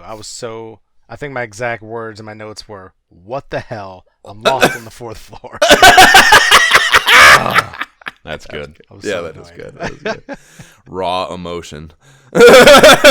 Yeah, the Sky Castle actually has a couple of those like special little like map tidbits, I'll call them. Yeah. Well, the next one comes next. Yeah. Yes. Yeah. Yeah. There is. So yes. The window, that there's just a lot of they threw some curveballs at you in here for sure. It's very cool. The 5th level is just an absurdly long walkway northbound to Tiamat's lair. And did you guys stumble into any interesting encounters here? I did not, although I tried to. Yeah. What about you, Jay? No, I just ran into just some random things and then nothing. Yeah. Oh. Well, then you didn't really beat the game, Jay. Yeah, you didn't. Yeah. I don't think I've ever fought the war mech here. Jab? You've never? I don't think I've ever encountered it. I seek him out. He's not getting away from this. He's not getting away. Yeah. I wish I would have. I wish. And honestly, maybe I should go back. I assume it's still there. Even after you beat Tiamat, I can't imagine it's not. So yeah, maybe I should just for funsies. But I can't recall ever actually encountering it, to be honest with you. Mm-hmm. Yeah, so there's a war mech here, and it's fucking Ed 209 from RoboCop is what it is, in my opinion. And I'll never miss a fucking moment to plug. That's one of the best movies ever made. Yeah. Original, not the remake. Yep. Oh yeah, Jesus Christ. Holy fuck, RoboCop's good. Yep. Fucking the remake. Prescient too. I mean, like, if it came out today, you would be like, yeah, that fits the social dialogue, sure. Yeah. Yeah. Timeless social commentary. That humanity, unfortunately, will probably never escape. Nope. So yeah, if you are unfortunate enough to start Static with a War Mech here, it is an undertaking. If you're not, over OP'd. Anyways, it's got 1,000 HP, which is way more than Tiamat, and does well. Actually, I think it's the same HP, maybe. Same HP. Yeah, but 4 times as much damage essentially, or more than. More than twice as much damage. So it does 128 to 256, and then it has a nuclear attack that probably really fucking sucks to have dropped on you if you are fighting him. And assuming it's the same, like, I don't think it's nuke. I think it's a nuclear. I think it's listed as nuclear, so I think it's different than just nuke. So yeah, I'm guessing it probably really fucking fucks you up. I guess I didn't look up. Like, how is it an all enemy thing or all ally thing, or is it? I mean, a one context clues, man. Come on. Yeah, I guess of course, yeah. But does it do? Is it a damage or is it a KO? It says damage actually below it in the guide here. It says nuclear damage. Okay, copy. So I don't know how, like, if it's elemental or not, but I'm fairly sure that it fucks you up pretty bad. Yeah. So yeah, it looks exactly like an Ed 209 from RoboCop, bipedal robot, And if you kill the fucking thing, it bestows 32k even in both gold and XP, that is a lit ass fucking experience come up. Yeah, that's like a free level. Yep. Well, I guess I don't. What are the fucking? I don't know. I was tracking this shit. The bros definitely take more than 8,000 at level 33 where I'm at here. Oh yeah, but you're splitting it 4 ways, I should say. Yeah, for me, I'd be splitting it 2. So yeah, 8k, yeah. But yeah, I guess for splitting it 2 ways, 16k might get you a level. So moving on from that, whether or not you encountered it, goddamn is Tiamat's lair a cool ass boss room too. You were talking about Chaos's, but fucking it's Tiamat's is pretty dope too. It's got arrows on the ground, stone slabs lining the path to the orb, and the orb itself is a bright green. And as cool as the room is, the orb copy reads, "Lightning erupts from the fiend's ball, ... So you have come this far. I, Tiamat, the fiend of the wind, will now put an end to your adventure." And that's kind of the weakest fiend speech, bro. Gotta be real.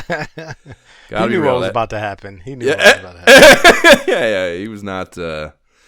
That's by no means the latest copy. I don't even know how you can make an argument that it's better than any of the other 3, to be honest with you. And he's not even actually following the traditional mythological convention of Tiamat, who was the god of the sea in Babylonian culture. And if I'm not mistaken, he actually did some sort of battle. He either killed Marduk, who was the god of storm, or was killed by Marduk. Can't remember. I didn't think to do that. I didn't think to look up the mythological histories of these things, which clearly would have been a cool little piece of story to have in mind as you're playing. I mean, Lich is like an English thing, I think. Kari is like almost very clearly based off of, is it Vishnu from Hindu mythology? Kraken's just a big ass octopus. Any sailor would recognize that. And then Tiamat's just the wrong Babylonian mythology. All very cool. And as shitty as that copy is, Tiamat itself is not necessarily weak. The sprite is off the wall cool. That's one of the fucking coolest ones. Yeah. Multi-headed dragon deal, red and blue color palette. So basically a Buffalo Bills dragon. That's cool. And it also rolls, yes, with 1,000 HP, as we mentioned. Its attack power is kind of a weak, actually, 49 to 98. But it wields a thunder, a poison gas, and a blizzard attack. And that thunder can fucking rock your ass. I wouldn't know. I wouldn't. Yeah. No. Why would you not know? Because it took me 1 hit from each of my dudes, and he was done. It was like 3 hits, and then a brack spell, and he was gone. Oh, you hit him with the brack? Oh, that's it. Hit him with the susceptible brack. to it? Yeah, he is susceptible to brack and bane, both actually. He actually killed me last night when I was playing. Come to think of it. Oh man. Yeah, he's resistant to all the elemental shits though: quake, lit, ice, fire. But he's weak to brack and bane. You didn't mention that he's definitely not resistant to Excalibur. So, Yeah. So yeah, when I was fighting him, well, first of all, you get 496 XP and 6K gold for dusting his ass off. But in my battle with him, yeah, that thunder shit, fucking, if you don't have a ribbon, will fucking dust your ass. Jordan got dropped like a bad fucking habit fighting this dude. And yeah, he was banging. Even with that, I mean, like I said, it's a reduced attack power comparatively, in my opinion. But he was banging on me for up to a couple bills with melee attacks too. So it was no small feat to beat this dude. And I mean, it was my first try. I fucking blew his barn doors off. But I did get some of that 5 hits for 5 damage shit a few times out of the fucking bros here. So it was not a cakewalk.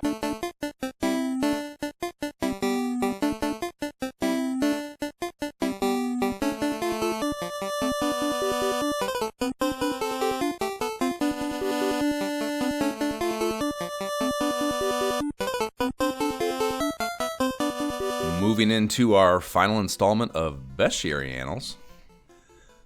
Jab, tell me about your Bestiary here. Well, the first one that I picked was, it kind of doesn't matter. I'll go with Sentry because the color palette's a little bit better. The Sentry, you encounter this in the Skycast. It definitely matters. Sentries and guards. Are you talking about guards? Is the other option? Sentries and guards are way fucking. They're miles apart, man. What do you mean? I guess I'd believe. Oh wow, they really are. See, they all just crumbled beneath the might that is Excalibur. Yeah. So guards, I have a whole fucking thing about them when we get to the grind, for sure, about this enemy set. But yeah, sorry, continue. No, I mean you're fine. I would love to hear that. But yeah, so the Sentry you encounter in the Sky Castle, they have it's a cool looking sprite. I don't think I've ever actually been able to deduce exactly what's going on. Right. They look like they're hunched over, yeah. Right, it looks like a guard for a given area, in this case Sky Castle, like dropped all his change. And he's like scooping it back up and roll up on him and start killing him with Excalibur. Right. Or like it kind of, it's funny, a guard, it kind of looks like a football offensive guard in the pre-snap stance. Yeah, like an offensive lineman, right. Yeah, right. Okay. Well, in this case, the Sentry has 400 hit points. They hit for a not insignificant, actually higher than Tiamat if you, in fact, like double Tiamat. They have 102 to 204 attack power, and they have 4,000 experience, which is no joke, and 2,000 gold. Picking up his change. That's such a good fucking description. I'm looking at the fucking icon now, and that's so good. I don't know what else to see there. I don't know why that's so funny. It also could just be like a 4-legged fucking robot is also what it could be. Oh, it could be. But those look like hands, and you know it. Yeah, but no, yeah, I want, yeah. Because here's the thing. 'Cause the reason, and this is why it's so astutely, that is such an astute way to describe it, is because the left foot is turned outward. Right. So like, to not step on the change. Well, if you think about when you bend over, you gotta splay your legs a little bit to, you're bending over. It's like the way your pelvis works. The way your pelvis works as this fucking Homo sapien is, you have to bend over and fucking, like make room for your torso to get down there. So it's right. But yeah, it's so perfect. Either way, it's a cool looking sprite. So that's the main reason I picked it. Are we doing all three of mine, or are we going back and forth? Yeah. Well, we haven't done that. Let's do that, actually. Yeah. Yeah, that way we can steal each other's. Right. All right, so I'll jump in. The first one of mine was Air, and that's really because it was an annoying one that I felt like I couldn't run from. I was trying to conserve things going throughout the Sky Castle, and I was like, all right, I can't run from this daggone thing, so I'm going to have to fight it. So, elements are always fucking tough with the running, for sure. Yeah, such a pain. They're often auto battles, I feel like, even in a lot of cases. Yeah, well, maybe for you, I feel like I need to be strategic every time. I never felt like that throughout this game, that I could really like auto battle. I kind of had to be like, all right, what am I doing next situationally? No, I don't mean auto battle for you. I mean auto battle is in like it's a tile that you step on and the battle happens. And when those happen, you can't run from them. That was big for Earth in the Earth Cave, and actually later in the Temple of Fiends, I found out that you still cannot run from Earth elementals. Yep, true fact. Yeah, but these bad boys have 100. What is it? 356. Although I did run actually from an air in the Temple of Fiends. You did? 5 or 6 of them in the air. I feel like I was running from them too. It was so critical. Like I was like, I know I can't do this, but I don't have a choice. I definitely had moments like that, but I didn't do it with them because I feel like I tried it maybe once and they were with somebody else and I couldn't, and so I just never. Well, they come tried with it great. again. They come with great nagas sometimes. So yeah. Yeah. But I feel like you can run from those too. Yeah, we're stealing his spotlight here, but You yeah. never know. It doesn't matter. No, because you're right. Like I was definitely like timing my running at this point for sure, and there was something about it that made me feel like I couldn't. So, but yeah, I mean they have like 356 HP. Their attacks do 53 to 106, so they don't do a whole lot of damage. That's more than Tiamat. That's more than Tiamat. And there's 6 of them. So, I mean, but there's a lot of them, Yeah. So they never come alone. That's the problem. Yeah, that's true fact as well. Yeah. Yeah. Did you want to fill us in on their experience in gold? Sure. If we're talking about it, 16, 14, 8 XP for defeating them, and then you also get like 807 gold. So at this point, really 400 a meaningless pop. both accounts. But Well, no, I mean 400. If you get a pack of 5 of those, that's like 2,000 experience, even for a 4-person party. Yeah. So that's not bad. Yeah, I guess. I mean, I guess for, at this point, I love for the risk, maybe not, but yeah. I mean, you're not really going. Well, I don't know. Maybe I guess you could leave. You're here not. And go. The bros were. Yeah, I was. This is definitely where we'll get to it. Where I grounded. I got killed by air last night, and I had like, I don't know what the fuck I was thinking. It might have been Temple of Fiends, but like, I think I had like my last character had like 20 health, and I got in the battle, and I tried to run, and I died, and I was like, I literally got killed by a gust of air. A light breeze literally knocked me over. light breeze. Yeah. My first one is sorcerers, and I bumped into the only reason I chose them. I like this, I like the sprite too, just as much as the Wizzies. But I bumped into 5 of these pricks right after Tiamat revisited in the temple. In between, speaking of auto battles, in between the pillars surrounding the stairwell leading down to chaos, right? So I thought they were an auto battle. Oh, and this happened to me too. Yeah. Yeah, and I hadn't healed after the Tiamat battle. And I was already down one bro, Brad. We'll get to that later. And yeah, I thought since it was an auto battle, I wouldn't be able to run from them, so I'd have to fight. So I didn't run. And I also thought they were going to ruin my fucking night.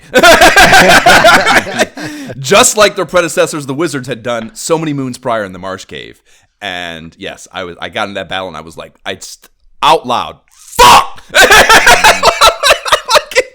It's so emotional. That's so much brutal, dude. Yeah, so much emotional turmoil. And then in I don't know, just so much about my end. I don't know, it's whatever. Everything seems important in your own stupid life, but just so much about my end run of this game was so heightened, Desperate. Yeah, desperate and heightened, and yeah, there's just so much about it that makes for good storytelling that I'm thrilled it worked out this way. But these motherfuckers all ended up running away from me, the bitches. Ooh. They ran. Now, you guys didn't have to do that. Yeah, you guys did not have to do that. So, yeah, these fucking things, their sprites are awesome, just like the Wizzies were. And I also realized, looking at this this color palette swap of them, that like so many of the other fucking enemies, and like we were just joking about for the fucking centuries, my interpretation of these sprites all these years was completely wrong. So those two, and I'm speaking to the Wizards here because they're more prominent in my mind and memory, and you see them more, and they're just more important. You see more of them in the game, I think. The sorcerers are a late game thing, and you only bump into them a few times, I'd say, on an average playthrough. So on the Wizards, the 2 white balls that are between their hands, basically, I've always thought those were the eyes on some like really goofy protruding snout head is how I've always interpreted these. Really? Yes, always, since childhood. And looking at a blown up version of them, again on the wiki, they have a head. Like they do have a head, a normal, or not what's the way to say this? They have a head like that orange dude on the Futurama. Fucking the Zoidberg. Zoidberg, yes, the octopus tentacle thing hanging off his face. Like that is what their face is. And they look like mind flayers is what you're looking for. That's a good yes. That is a great yes. So yeah, I've always looked at that completely wrong, and seeing it in the purple-white palette pointed that out to me, basically. So that was another cool. You thought like what essentially is like their chest. Right. I always thought those were their eyes. Yes. Oh no, I always perceived them correctly with like the head and the arms and the body, but to me, they always looked like they were on their knees. Because there's like that little protrusion out the back that just makes it look like they're like down on their knees. Yeah, see, so you all have our own interpretations. What the hell were yours, Jay? Was it also different than either of these? He's probably going to have the right answer. Be like, no, you that is so idiots. fascinating. No, I mean, I look at it and it just looks like a sorcerer figure standing there holding the staff with one hand, with like a head and either like a hood or like something kind of sticking out, like, you know. Yeah, he's got the vamp. Yeah, I mean, he's got his collar popped. Yeah, right, exactly. Yeah, that's there. what Yeah. I was gonna say Dracula cape deal, but yeah, collar popped is good too. Yeah, dude, I can see the feet sticking out behind the knees too for the idea of them being on their knees. That totally reads to me too when you say it. So yeah, really tough to fucking sprite art. But this is definitely invoking a mind flayer. Yeah, with once I perceive it as this, yeah, right. Then it's hard to miss. Right. Yep. Still wild either way. So it's so funny. Yeah, that is, again, just harking back to it's just a better time for gaming because there's just so much more creative interpretation for the player to be had, you know. And like it can everyone, your experience and, you know, the story that you live out in your head as you play a game like this back then with these technological limitations, it can be so different than the 6-year-old next to you. Yeah. You know, I mean, I'm doing it this time on this playthrough, maybe for the first time, just like role playing the like various things that you've all heard me talk about, but like it just like you said, it was like they didn't want it to be that way. Like I'm sure these guys would have liked to have produced Skyrim back then, you know. Right. But you can't. There's limitations, so like you just get to fill in the blanks, and like that is better in many ways, if you ask me. Well, it's the reason reading is a better storytelling experience than you know, even a bit. Well, I shouldn't say that. It's different, and it can allow for a more, if you have the mind with which to paint that world and fill in the blanks as you want to, it can be more than a literal expression of a story or an explicit expression of a story because everything is already there and there are no blanks to fill in. So if you have the mind to fill in the blanks with cooler shit, then you experience a better story, and that is a really cool thing that these older games have that newer ones don't, you know. Yeah, for instance, every sentry or guard that I killed dropped all their gold coins. Yeah. What are the chances, right? Yeah, right. You can't write that. You'll never see that in a movie because my idea is better. Right. Yep. Now the sorcerers, they could have actually killed you because although their attack power is only 1 to 2. Oh yeah, they got a lit ass. Yeah, I'm getting a 2 here with their numbers. Yeah, they have a paralyzing. So I wasn't sure if you were done. Yeah, they have a paralyzing trance attack that their normal attack can cause insta-death. Even the ribbon can't prevent it too, you know. So, really? Yeah, they could have if they wanted to. They could have hung around and really fucked my night up for sure. These guys were actually in on it. They've been trapped in the Temple of Fiends for like 2,000 years, and they're like, "Nah, man, keep going." we need the fuck out of here too, man. We want out of here too, exactly. Yep. Yeah. So yeah, I mean they have 112 HP, which is, you know, nothing, and their damage, like their actual melee damage, is a pathetic 1 to 2 times 3.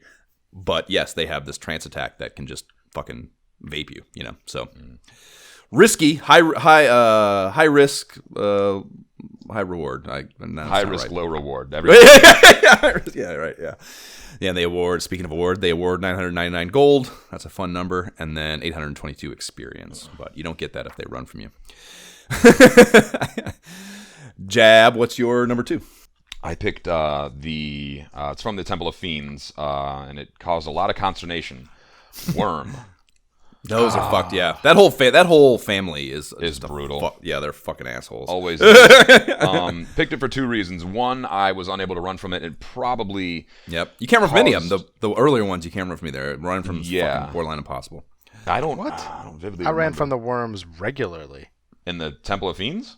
I definitely ran from them. Like I actually chose them too because I fought a bunch of them, but I also was able to run from them as well. Yeah, it's tough. That was not my experience. Yeah, statistically, they're tough to run from, I think. So okay, yeah. I thought they were one of those ones that are impossible to run from. That's why you roll the die, Jay. You never know what that motherfucker's going to come up. As the DMs always say, you can try. I picked it for two reasons. One, it caused me the most consternation in the Temple of Fiends. I think I took more damage from them probably than anything else, if I had to guess. And I was unable to get away from them, so I always had to fucking fight them. And it was kind of a pain in the dick. And also the huge punk attrition band. problem. What's that? Huge attrition problem for sure. Yeah, it's definitely an attrition issue. And the punk show that I play in, the annual punk show that I play in Oberlin here, every year has a song that's like 23 seconds long called Worm. That's fun. That's why I picked it. The sprite you recognize. It's actually a pretty good one, straight out of what's that fucking movie with that guy? Yeah, Tremors. Tremors, right? Yep. Fuck, I watched that in my old apartment, man. That movie is so good. It's so long. It's so long. I've never seen the whole thing actually. I love it. Tremors, and like even the ones that come after that, since the whole premise, the whole story premise was never very serious. Like the second and the sequels cannot suffer because like they just get bigger guns and get sillier. So like, but that's what the whole thing was about in the first place. Right. So Tremors shit, and they have 448 hit points. They do 65 to 130 damage. Do we ever? Is it a multiplier though? Do they multiply or no? It doesn't say. No. Okay. I don't know. Do we ever pin down like is attack power or AP in this? Is it the damage they do, or is that just like an arbitrary thing that determines damage? Yeah, it's an arbitrary thing to determine damage. Okay, so it's like the die roll multiplier or something. Okay. So I'll say they have 65 to 130 attack power, and they are immune to quake, as you might imagine. They cause quakes. They do not suffer from them. And or wait, no, maybe not. No, I think it is actually literal. I'm sorry. Okay, well whatever the case, right. That you get 4,344 experience for them, and a worthless 1,000 gold since you're in the Temple of Fiends, unless you're using the exit spell. So that's my second one. I'm going with the Green Medusa. Yeah, that's a cool sprite. When it popped up, it was like really vivid and like yeah. Well, yeah, that green color, that color on the palette for the NES it is a very stark. I guess is a good adjective for it. Color or shade of green. I guess really pops. Yeah, pops. There especially when you running into like 6 of them, like rolling deep. Yeah, these. Good thing you got that Aegis shield. Right. Yeah, I saw him and I immediately like threw up defenses and just like I don't know, you're gonna try to turn me to stone, like immediate stress happened. I actually got a stone occurrence from one of them in my Temple of Fiends run, and I had forgotten that you can't soft in battle. So when I went to I didn't know that. Yeah, I went to, and here's a fun thing I learned when that happened. Actually, when you use heal spells, full party heal spells, a stoned ally does not recuperate. Doesn't surprise me. Yeah, how fucked up is that? But I went to use a soft potion in battle to rectify the problem, and it's not available in the menu. And I forgot that was the thing, so I just thought I didn't have a soft potion. And again, I was like, "Fuck!" That's really gonna fucking cause a problem out of the battle. Dude, I had the exact same experience. I was like, "Where is it? I have 22 of them." I bought way too many of these things. I'll never use them all. What do you mean I don't have them? Where'd they go? This fucking game never stops with the bullshit. Oh man, yeah, that's great. Yeah, man, these things come up. They have 68 hit points. They do 20 to 40 damage each time. Is it Green Medusa? I got to stop you right there. I don't think that's not what I'm seeing. That's what I'm seeing in the bestiary. Bestiary fucking incongruence. Battle to the death.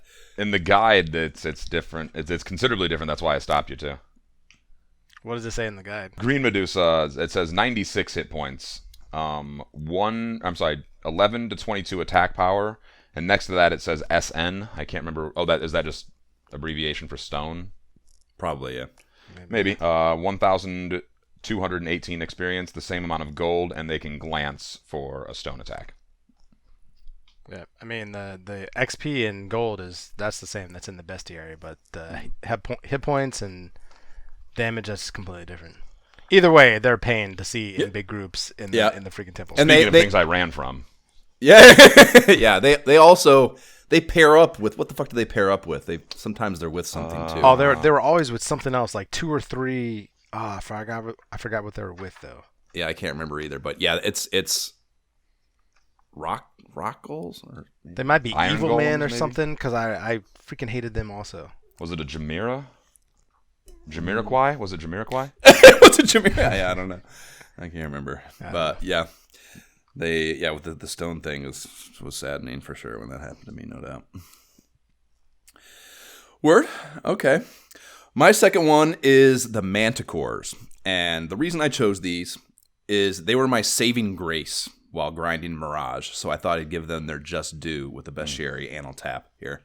These are gargoyle wings with stingers, like their sprite. I mean, they're like fucking wild, man. They also look really crazy. They have gargoyle wings with stingers on the front ends. They have a scorpion tail that also has a stinger on it, and then they have a human head. And the human that the head reminds me of, or the type of human that the head reminds me of, is a rock star wearing sunglasses, and that's fucking crazy. And then it has a tiger body, so they are just like a wild ass mashup, I think. And then their statistics are pathetic. So yeah, they were like, the reason they were important to me was because of this. They have 164 HP. They have 22 to 44 times 2 damage. And they're worth a paltry 650 gold. Not bad experience, though, 1317, particularly for, again, how they would employ to me. They are a little annoying in that their stingers can poison you, but, big deal. And they're resistant to Quake as well. And yes, I will expound upon their significance later on, but I just wanted to get there. When you're the bros, you gotta take it where you can get it. Right. So what's your third, Jeb? Let me find it real quick. Oh, it's actually, I mentioned it earlier. It's Jamiroquai. It's the Chimera. Right. Jimera. Yeah, exactly. Right. Yeah, another one of those. Just like just change the first letter. But yeah, just a cool looking. It almost the face reminds me of, especially with the darker color palette here. Reminds me of fuck it. Yeah, if it reminds me of, you think I could remember what it was? What's that Sphinx? fucking movie where they're in like the subway under New York? Mimic, is it? Oh, I haven't seen that. And there's like a fucking there's like a new insect or some monster creature that looks like a human once from a distance, and when you get closer and it's like nature and evolution's impression of what a human might look like if a creature were to prey primarily on humans and try to lure them close. The eyes look cool. An extremely attractive woman? Is that what I mean? That's a really good point, yeah. If you were evolution, you're going to do what I just described. It's just a beautiful woman. In my case, a hippie girl with a sundress and flowers in her hair. I would die immediately. I would do anything. But yeah, so it's I think it's a dragon thing because it says that it's the dragon family tree here. And also the sprite seems to be climbing on a wall and approaching you. So just a cool perspective and a cool look. So that's pretty much why I picked it. 350 hit points, 40 to 80 attack power. Just a blazing 4,584 experience and 5,000 gold. Yeah, they were good experience too. They were super easy too. When I was grinding in Mirage later, they were also things I'd encountered. Yep, definitely. There we go. That's fair. And they're one of those enemies. They have several actually. They have 2 special attacks, but they have one of those ones that's just any variety of weak fire. They have cremate, and then they also have poison gas. Word. So that's Jay. That. Oh, and they're weak to ice. I'm so sorry. I should mention that. Jay, tell us about enemies. He's probably waiting for me to do it. Well, since my other one got taken, I was going to choose the worm. I'll go wizard vampire. Fun. This one was crazy. I mean, every time I saw it, it popped up. It had this, it has such a vibrant red sprite with the old leaning, snickering vampire and the, I don't know. I just love that. It just is so fascinating. But a pain in the ass. So I would definitely. They know run every spell in the game, pretty much. Yeah. So I wouldn't even fight them. I think I fought them once, and then after that, I was just if I can run, I'm running. Oh man, I definitely because they're worth a shit ton when they're in their groups. So I was fucking grinding the fuck out of them. What I liked about them, I thought that they were they struck me as almost like the most like resembling, the most reminiscent of like an actual like party character. Like they had some like decent attack power, and then they, as you say, they have a bunch of spells. So like I don't know, they just like their well-roundedness kind of appealed to me.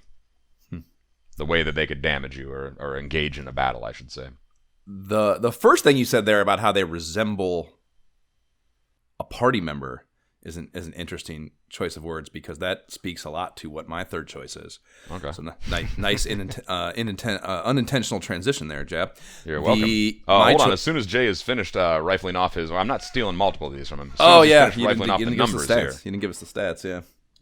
So yeah, it has 300 HP, does 90 to 180 damage, and when you defeat it, you get 2385 XP and 3,000 gold. Exactly. So you get a lot of stuff. Ton of experience, dude. Well, especially when you see them in groups of 6. Yeah. Yep. Well, and like to speak to like what I was just talking about, like the spells that they have Lamp, Ice 2, Lit 2, Fire 2, which are all like, they're cool like middling spells that like, give some flavor to their actual encounters. But what I really like about them is they have, and this is what I think makes them like almost like a character in a way, is they have fire. Yeah. So like knowing that they are susceptible to fire, they will now protect themselves. It's so cool, and they lean on that shit too. That was actually the beautiful thing about them, in my opinion, and the reason they were great grinding tools is because they would lean on that early fight, and by the time they got past that, they were vaporized. So yeah, it was fucking and they'll I think, is it just one or do they affect all of them? I can't remember, but yeah, I mean they will, multiple of them will definitely use it in a round, and that's a waste. Exactly, So pretty cool. And my last one was Bad Men. Also a good one. Yeah. Yep. So many of those. Yeah, and I just like this fucking name for one. I just like the idea of these mercenary fuckers just wandering around this fucked up place. Like, where did they go wrong in life to make this choice? Because yes, I view them as just like humans. They're not mythical in any way, and they have no real mythical capabilities. So that 100% informs that hypothesis. And their stats are 260 HP. They do a 44 to 88 times 2 damage. That's not bullshit, Yeah. And they have a high magic defense. So I guess that's a mildly mythical capability, but it essentially just turns them into a melee battle thing. And they have no vulnerabilities. So yeah, it's just you got to just fucking roll with these dudes. And in large groups, they are tough titty, and they do come in large groups. Like groups of 5 is kind of around the sweet spot, I would say, of how you encounter these dudes. And it's not a fucking small undertaking to battle with them. And conversely, though, or rather in line with that, the XP come up as 1263 per. So you get obviously 5 of them. That's not bullshit. So. But yeah, they could also, yes, I think they could just as easily have been in the beginning light warrior party at the start of this game. They could have been one of the people in that, but instead they chose to come down here and fucking come up here in this case. Look at their sprite. Their sprite's kind of intimidating. Like it's like the warrior with the sword and the cape stuff. I was like, I'm gonna run like this because this feels like a potentially bad situation here. Yeah, and the cape is like flourished all like dramatically. So it seems like it's in action, He is mid advance for sure. He is not. He might be parrying there because the sword is drawn back, but nonetheless, he is in the middle of some sort of combo. He's in the middle of a combo for sure. So. Yeah, those are pretty fun. Man, the Sky Castle says the evil man, which is just like the next version of it. Man, did you guys read this? Yeah. Nah, I've never actually fucking like taken note of this, but Sky Castle, page 71, Evil Man, stats are irrelevant essentially, but it says that it can cast X-Fur, Nuke, ZZZZ, and Blind. Yeah, so they have. Yeah, if a fucking party of evil men hit me with Nuke. Yeah. Yeah, that's rough. Yeah, that's rough for sure. Okay, Tales of the Grind now. Jay, tell us about your final grind for the Final Fantasy. My final grind. Okay, so To talk about finally grinding assumes that I did more grinding, which did not happen. Yeah, there was no grinding. We last left off. We were going back to Melmond, and I pretty much just kept rolling with the story. There was no real need to kind of go and level up. I thought I might need to, and it's when I realized that there are more spells that I didn't buy. Like I only bought Nuke for my Black Mage. I only bought Life 2 or whatever, the great raising spell is for the White Wizard. I only bought those. So I'm sitting back here thinking like, you know what? I could have easily, went and bought the other things and had a different experience as well, but like there was no need to grind. I kind of made it through without it, so just barely knew it. Nice. That sounds really nice, Jay. Sounds like you got a full You mean that was weekend. not your experience, Josh? Yeah, Is that what you're telling? Yep, no, didn't go like that for me. Jeff. Sounds like your significant other didn't get pissed at you for ignoring her all weekend. No, did not happen. I actually got the best of both worlds. I do not have a significant other, and I did not grind either. I tried to push through the end of this game with my previously mentioned goal of doing the Temple of Fiends with only my main fighter guy. I was going to kill off my other guy. I tried to push through and do that, and I don't think I could have done that.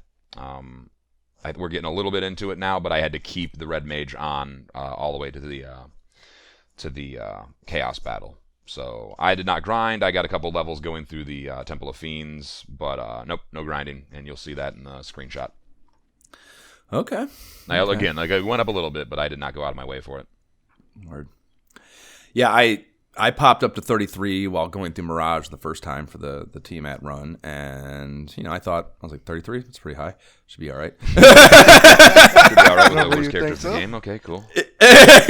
So we'll get into the temple thing, but I would have some difficulty in there, and I decided to have to do one final bro grind. So I made the choice to go back to an old haunt and settle a score with a bouncer. And went to the Peninsula of Power. I knew you were going to go there. Yeah. Could they get in? Yeah, it sucked, though. There were too many shitty battle possibilities, so I promptly left because the bros were too cool to hang out there anyway. So, yeah, it didn't actually pay off. Bounced you right out of the club. Yeah. Oh, no, I left voluntarily. I walked in. Okay. Yeah. I walked in, ordered a bottle, and before they got out to the table, left. This place sucks. I'm out. Yeah, this place fucking sucks. You open your shitty bottle. I hope you opened that bottle. Yeah, they definitely did. Okay. Well, they didn't open it. They filled it with cheap vodka in the back anyways. So whatever. No loss to them either. But wait, are you telling me that people will manipulate situations to take advantage of people financially? Yeah. It actually does happen. It's weird to hear, I'm sure, but it does happen. Especially in nightclubs where most of the patrons are idiots that are fucked up and or on drugs. So, right. They could serve you actual fucking rubbing alcohol. You wouldn't know the difference. Right. So I did some deliberating about what would be most efficient, and I decided to head back to Mirage. So I'm getting there. I'm kind of just going through, trying to find what's fucking gonna be the sweet spot of whatever. So I go through the tower. You get into that auto battle with the blue dragon. I'm like, ooh, that's an auto battle that could be an easy way to do this, to farm a couple of levels. I was thinking just one, and going back. I did the first blue dragon battle, and I was like, oh, wait a minute. This motherfucker is dropping serious damage on me. Yeah, dude, that dragon is no joke. Yeah, this math is not going to work out. And I only got 818 XP per, so it's 3,200 is the payoff on that, and it's just not fucking worth it math wise. So actually, Tales of the Grind. I think I might have mentioned this earlier in the show. I'm not sure though, and if not now, then I never will. But I remember I would go to my dad's house, or actually it was an apartment in Huron at this point, and I would take my Nintendo, and you were always like, level up, but don't fuck it up. Don't ruin the fucking save. So I vividly remember sitting in the living room of this shitty Huron apartment, just a fucking dumpster, and just doing that part over and over again. And I remember I died, one of the characters died, and I either had to start over completely to keep all the levels the same, or just power through and just have them differently. Yeah, you mentioned that in passing, that wasn't a laid out directive. And yeah, no, and I was just gonna say, like, I remember like one of them died, and it was like several battles in, so like I'd probably at least leveled up and like got well on my way to another one, and I was like, yeah, but the boss back home, he wants all the fucking levels to be the same because he's a psycho. Maybe that'll change later in life, and it never did. So yeah, that's my Tales of the Grind. That's great. That's from what, 31 years ago? Circa 1991. Okay, well, yeah, so fucking you get 818 out of these motherfuckers, and like I had that happen, and then like 2 seconds later I actually got into a random fucking 2 bitch-ass regular vampires random battle right after that and got 600 from that, so I was like, clearly this is not a good plan. So I kept pushing on and went up to the Sky Tower, where bad men quickly proved to be worthwhile, like I already mentioned, 5 of them doling out 1578 per to my party. So I fucked with them a little bit, and then pushed on to the 3rd floor, and this is where I found my sweet spot. And this is where the Manticores came into play, basically. So they are harmless.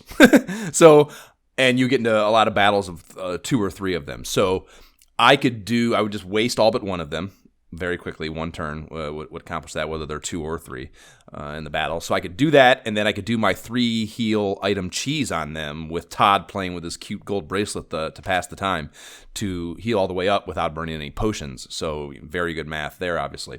And they would still, like I mentioned, the experience was good. I was getting 987 per from a fight of 3 of them, on top of the fact I was just using them to heal. Yeah, like you're not actually expending any. Nice. Yeah, there's no time spent navigating menus, none of that shit. Yep. No. So yeah, it was really, really good. Little fucking cheese to find, and yeah, I mentioned earlier too. The whiz vamps are also lit math, so 600 XP out of them per. Because they're 32 total, so that's fucking nice. And then the sentries, yes, are worth a whopping 1,000 per. They're worth a ton, but they can fucking truck you. So anything more than 1, maybe 2, if I was feeling extra ballsy, I would run from. Luckily, you don't find many of them that are more than that in a battle. They come lone by themselves often, actually. But every now and again, they would also have a lackey, the guards, and those are not a bad 300 XP per person. It's 1,200 total, and they pose 0 offensive threat. So what I would do in those cases is kill off the sentry, leave the guard, and do that same thing I was doing to the Manicores, So those were like, really good fucking little tactic as well for grinding. So did a bunch of that shit. And then, so I got up to 34, and I was on level 3, where you can fall off the edges, right? So my plan was, to fucking get to level 34, and then I was just going to fucking plunk down off the side and fucking head back to Caneria. Why do you think you could jump from space? Well, it's a video game. Same reason you can jump out of the fucking tower with a cape. And Dragon Warrior, it's a different thing. Counterpointing myself, I think there's a fucking boat that flies. So okay. Right. So I do not have a. I have the floater jab. That's why. Oh, motherfucker. Okay. All right. So that didn't work. So fuck. But the upshot of that was that working my way back out. I got to 35 before I went to refuel and do the temple run a second time. Wait, to do the temple run a second time? Yeah, we're gonna talk about it here in a minute. But I thought you've not yet killed Tiamat, have you? I thought you had a hard time at level 33. No, I killed the Tiamat in the first one, not in the Temple of Fiends. Right. Yeah, that's what I say. Yeah, sorry for the lack of specificity. But yes, I struggled. Well, actually, I didn't. I mean, I beat Tiamat the first time in the temple as well. The one that I died you against. did mention that he wasn't that tough. That's right. Right. Yeah. But we'll get into our temple runs here in the next segment.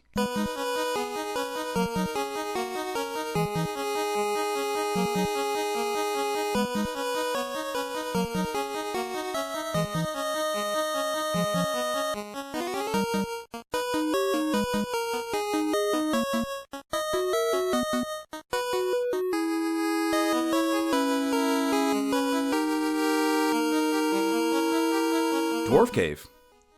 Guessing you guys stopped in, yeah? Yeah, I did.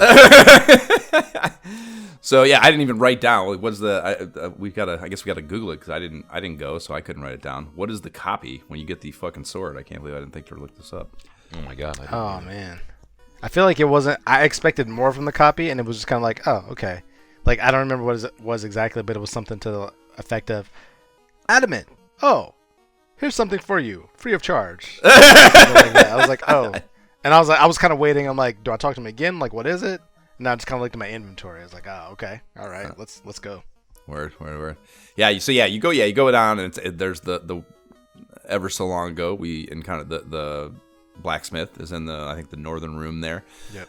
In the cave, and yeah, he's got his little kiln and some swords on the ground there. Assuming none of them are of Excalibur's nature, and you give him the adamant, and he says something that Jab, I think, is looking up. I can hear. I'm trying. I'm not gonna find it. I know when you try to fuck with the other swords, it says something that I actually can't remember right now, so it makes for really fucking good podcasting. Oh yeah, they're like dummies or something. They're like replicas or something. Yeah. They're bullshit.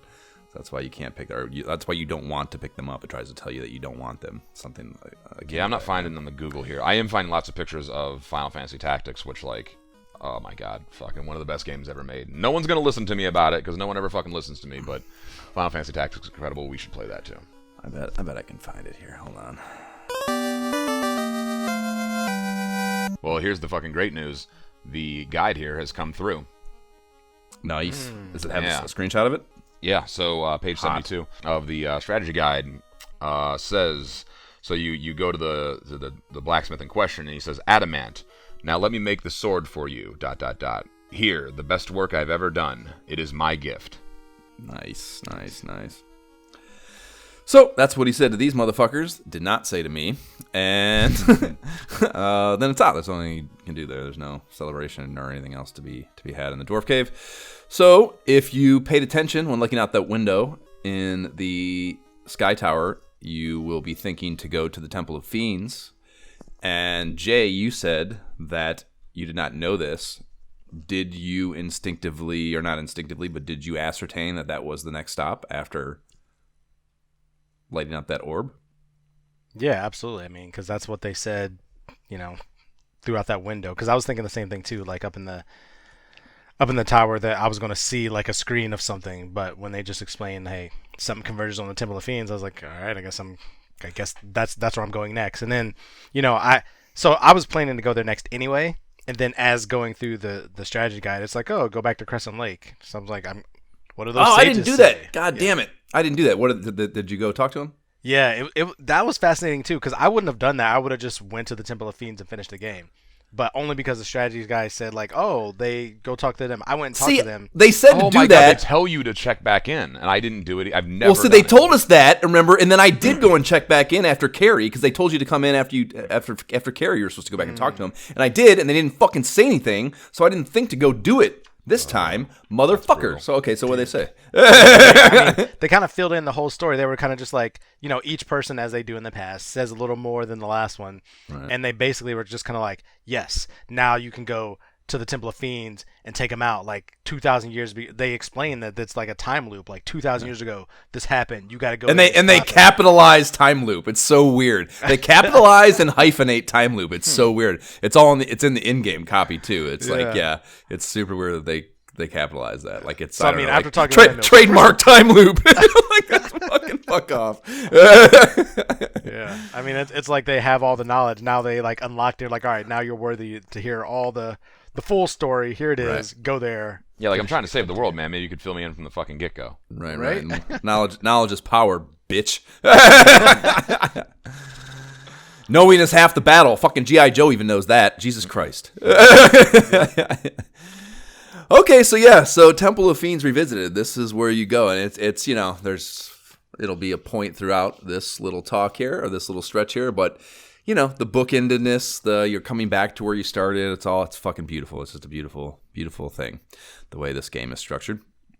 So you walk in. What's also great about it is, like, just real quick, when you encounter the Temple of Fiends, like on the world map, it's this like crumbled, dilapidated thing that, like, you go inside and there's only really one floor for you to do any shit, and then you get into this, like, which Josh will cover presently, you get into this time loop thing, and all of a sudden, like, this fucking this building has much more to it. It's an actually fully fleshed out building with like levels. I didn't even think of that because of the time. I did not. There's so much. This game's incredible. Dude, it goes without saying, I said the fucking Sky Tower portion, and it's completely blank slate. So, needless to say, going into this part of it, like, I'm playing anew for the first time in my life, essentially, as far as like what my knowledge of what I'm getting myself into here. So I'm reading this copy as a first timer, essentially, certainly as first time as an adult, literally, but just whatever, just experiencing the story for the first time. And yeah, there's just so much of it that it's almost too because these fucking games, like you're not, no matter how invested you are, it's still hard. You're still playing the game. It's hard to like really think about and really fucking parse everything it's telling you and think about the full scope of it. And yeah, that exact point that yes, you go back in time, so that dilapidated building is no longer dilapidated. It's pre-dilapidation. It's pre-2,000 years of fucking entropy. That is a really, really cool thing. Sure. And that's I did not think of that as it was happening. So yeah, hell of a game, man. Every time I think about some aspect or a moment in this game, I'm like, oh, it's actually literally as well done as you could do it for the media at the time. And it's fucking, this game's incredible, man. Yep. So you come in here and you can now understand the bats in the central throne room on the ground floor. Yes. So I didn't even talk to him. Shit. Yeah. So bat chatter time is upon us, and yeah, this is again this jab. Like I said, I don't remember this anyways, but I am absolutely certain this flew way over my head, and I'm assuming yours too when we were kids. Even though they talked about, those other fuckers talk about, and even if we talk to them, and even if we internalize what they said, just the fact that these were the Leafinish warriors, and they've been fluttering around this room for 2,000 years, like that, just not there. I didn't, no clue. Yeah. So yeah, maybe I put it together. I'm not sure, but what do they say? Yeah. So the each one says something different, and the first one, and like it's interesting too that the order I taught, like I walk in and like I immediately like, okay, I gotta talk to these fuckers, and like I walked right up to them, and I don't know if it was relatively by chance or if like I feel like there was some intelligent design behind this, but I feel like I talk, even though they're just wandering bats and they seemingly can wander anywhere in that room if you let them wander long enough. I feel like I talk to them in very close to the order that they should be spoken to as far as the story they tell you, right? So I'm going to read this in the order that I was given it. The first one said, "The Four Fiends' power is rooted 2,000 years ago. The real enemy is in that time." Next one. We are the five lost Sky Warriors. 400 years ago, we battled against the cause of the world's destruction. So 400 years they've been here. Sorry, not 2,000. Okay. But help. The next one says, "Help! The fiend's curse turned us into bats. With the orb shining anew, once again we can speak." Next one. "When the four orbs cover the black orb in the center of the palace, the time gate can open." Last one. "You must travel back in time 2,000 years. Now, with the orb shining, stand in the time gate." And yeah, it's so cool that they've been here all along. I fucking love good storytelling like this, where like this thing has been right in front of your face the whole fucking time, and like it's not a trite, easily see it coming thing. It's just so fucking good, Yeah, because they're there in the room when you fight Garland in the very beginning. Fucking A, that's good. Like they watch the next motherfuckers start the attempt. Yeah. God, if you think about it like that from their perspective, yeah, that's so fucking cool. That that's and like think about how badly they would want to have been able to speak to you, but were unable to like tell you anything. Yeah. Yep. Like for instance, you can't run from worms later. Right. Yeah. Jay's gonna say that he can, but I'm pretty sure he's lying. Maybe you guys should go walk off a cliff and come back as a different party and not four ninjas. Oh my God, they fucking saw four thieves walk in the room. They're like, "Fuck, here we go." Jesus Christ, we're fucked. Four more bats in this motherfucker now. Great. Yeah, exactly. Yeah, now these motherfuckers are getting turned into bats too, and then we're gonna be stuck here hanging out with these dickheads. They'll tell them in bat language, like, "Yeah, you fucking should have stayed home." Yeah. That's good. That's fun. Oh God. But yes, fucking us to just, if you pay attention and you actually like take the time to process, man, there's a really good story here. Yeah, I mean it's interesting because even when you go to Lafine earlier, they tell you like that all of the previous warriors were turning bad. So I remember thinking when I went to that town, like, is that why I can never fight a bat in any place that I'm at? Like bats, they're just kind of flying around because they're not actually bad guys, right? Yeah. It's so fascinating. Yep. Yeah, and they actually do cover that. I think also in the in one of the chapter blurbs, which we gotta go back and plug that. Yeah, it says like like the fucking like 4 warriors or whatever it was, 5 warriors like left the north as it was like crumbling and sailed south, and like they buried their ship in the desert, and they or they were like lost at sea or something. They were trying to come back north. Maybe that's not the same guys then. Yeah, I'm not See what I sure. mean? There's more to discover there. I gotta figure that out. Yeah. There's got to be a fucking YouTube on this or something, right? If not, I'm sure the story explained. Yeah, no question. Yeah, it's got to be because it's not exactly easy to follow. Yeah, and I've watched like 47,000 of them on fucking the Outer Wilds. Yeah, everyone and any complicated game there's out there. Plenty of people out there trying to tell you what happened in it. Right. So then you stroll up to the black orb, and you hit the A button, and it says the 4 orbs now cover the black orb. To take a step forward is to go back 2,000 years in time. Yeah. And the orb disappears, like actually on the map there. You did a thing, Q plays, and you can step into the portal that takes its place. It's weird though, because in this case, the music doesn't start until you actually take the step, which of course means you teleport a moment later. But so the cue only plays for a very brief second. Because it's not the whole thing. Right, yeah, it's weird. Should have obviously happened the second the cue should have started as soon as you come out of that text box. Goes without saying. Yeah. And then you appear in a room. You're surrounded by 4 staff-wielding gargoyles that likely do not lend a sense of comfort when you stand near them. And the dungeon theme rips in because there's actually it's called the Garland's theme that's playing in the throne room. So you don't have the dungeon theme in that initial floor of the castle like you would in any other dungeon, basically. And it is fucking game time. And yes, for me, anyways, there was no going back. Once you're in here, you cannot leave. There's no going back. Conditions apply. Yeah, yeah, exactly.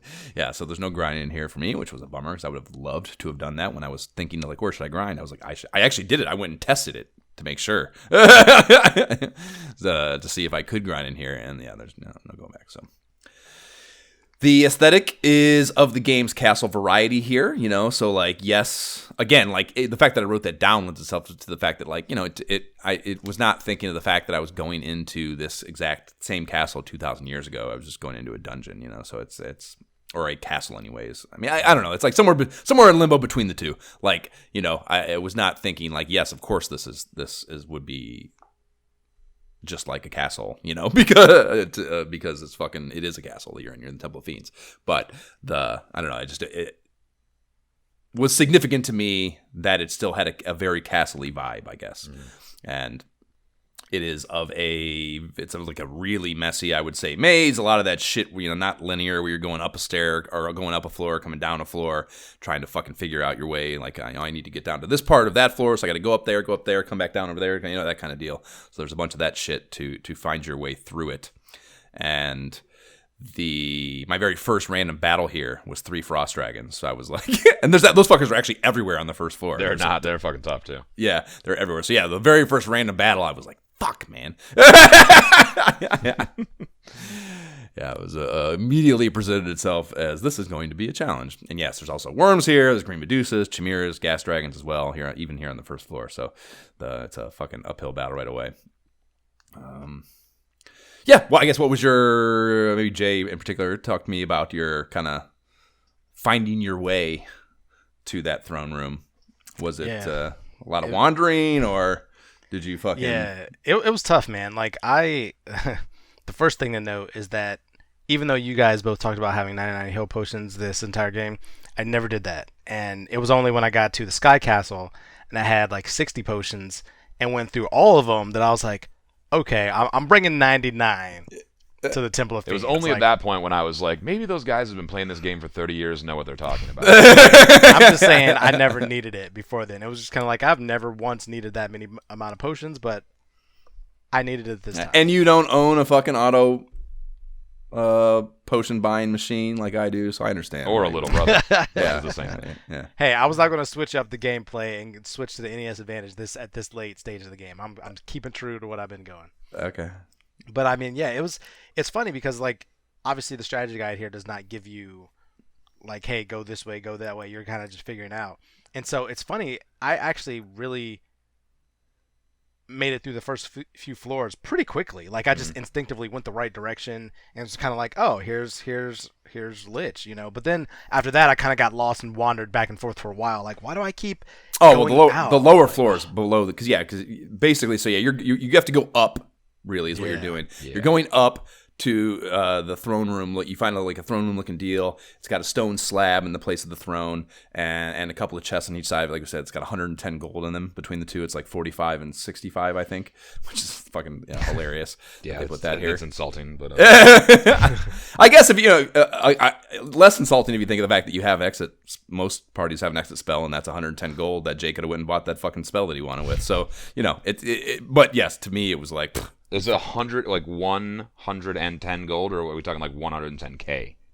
110k, yeah. Okay, 65 and 45k. Okay. Yeah.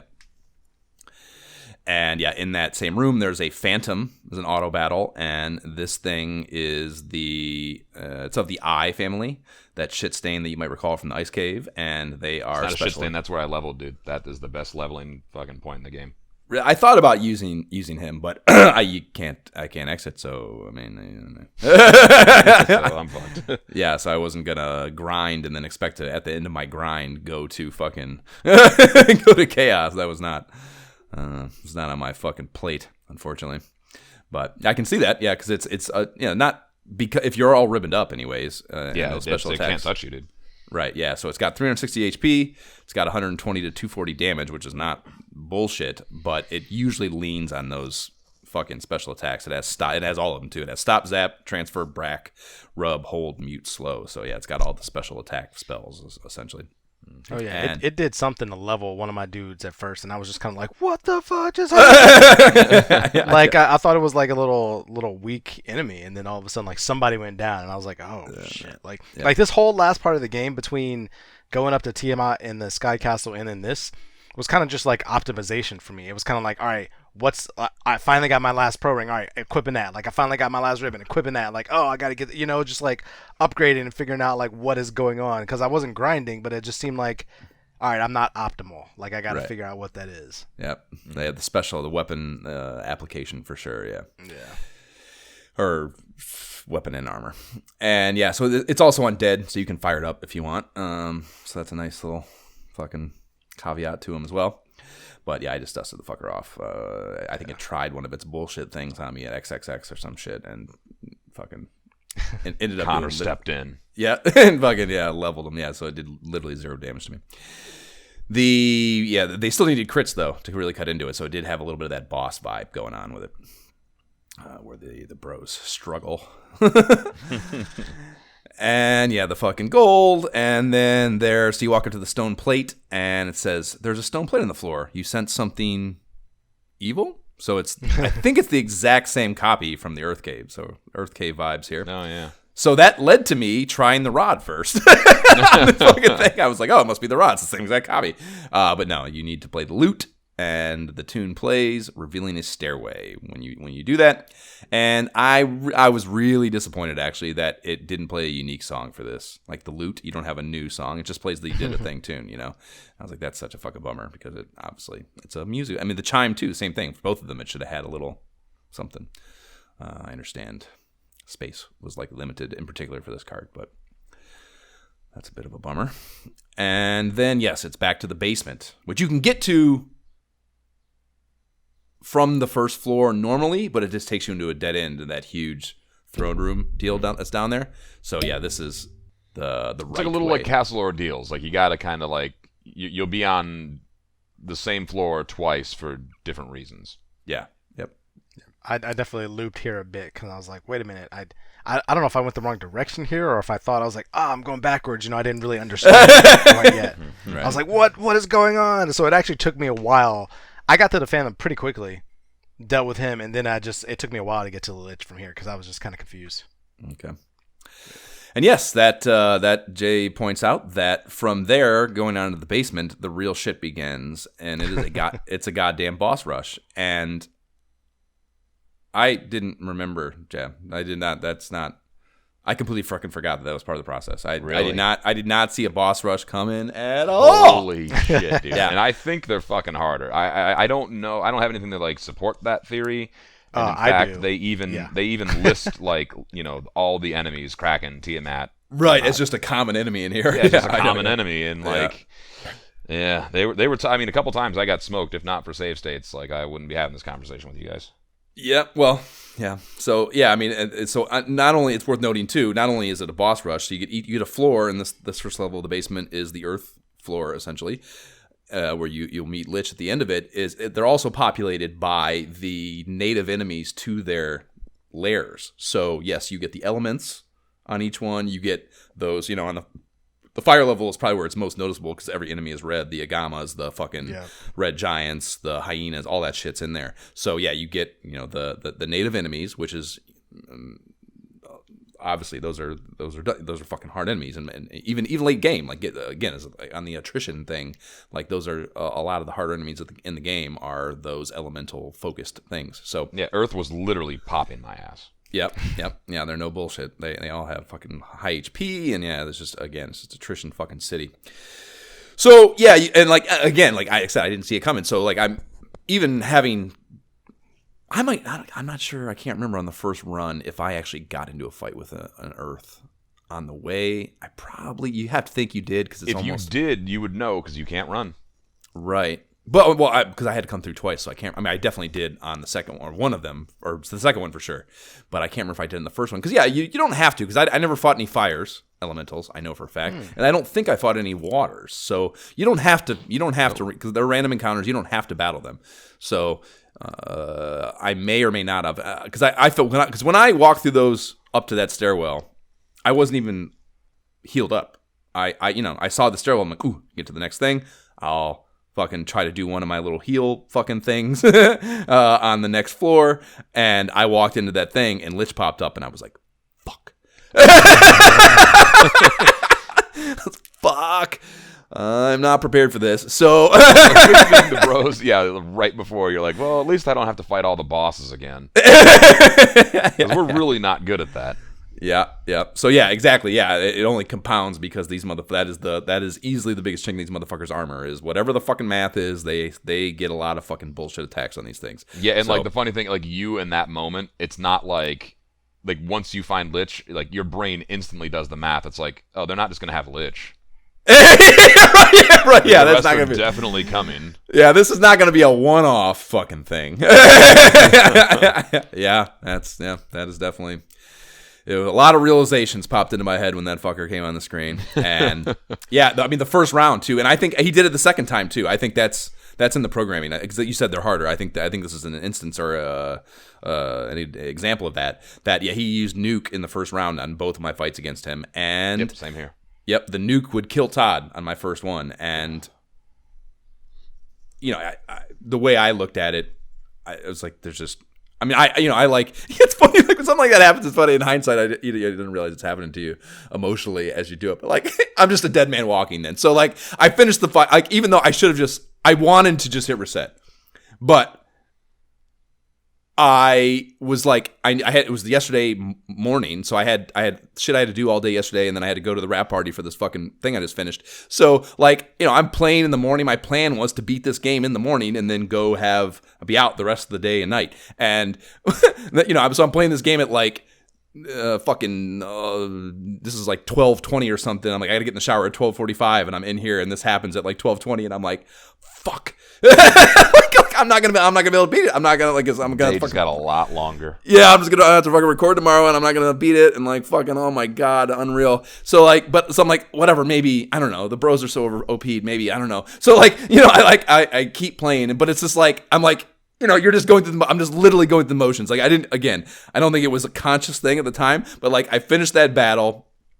Only one of them died, but the other one, like they're all wasted. So like I didn't even like do the heal potions. I just go down the stairwell and I'm essentially just moving the stick. I'm not even like trying to solve where to go on the next thing. I'm just like essentially auto running to death. The fucking rest of the way on the next floor. And no joy. Right. So yeah, I got like I don't know, fucking. I think I got up into on the next floor.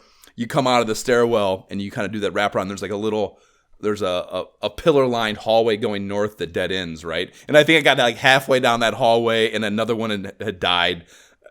in some random battles, getting there, and I got halfway down that hallway and saw it was a dead end, and I was just like, hung my head. I just hung my head, and I was like, it's over.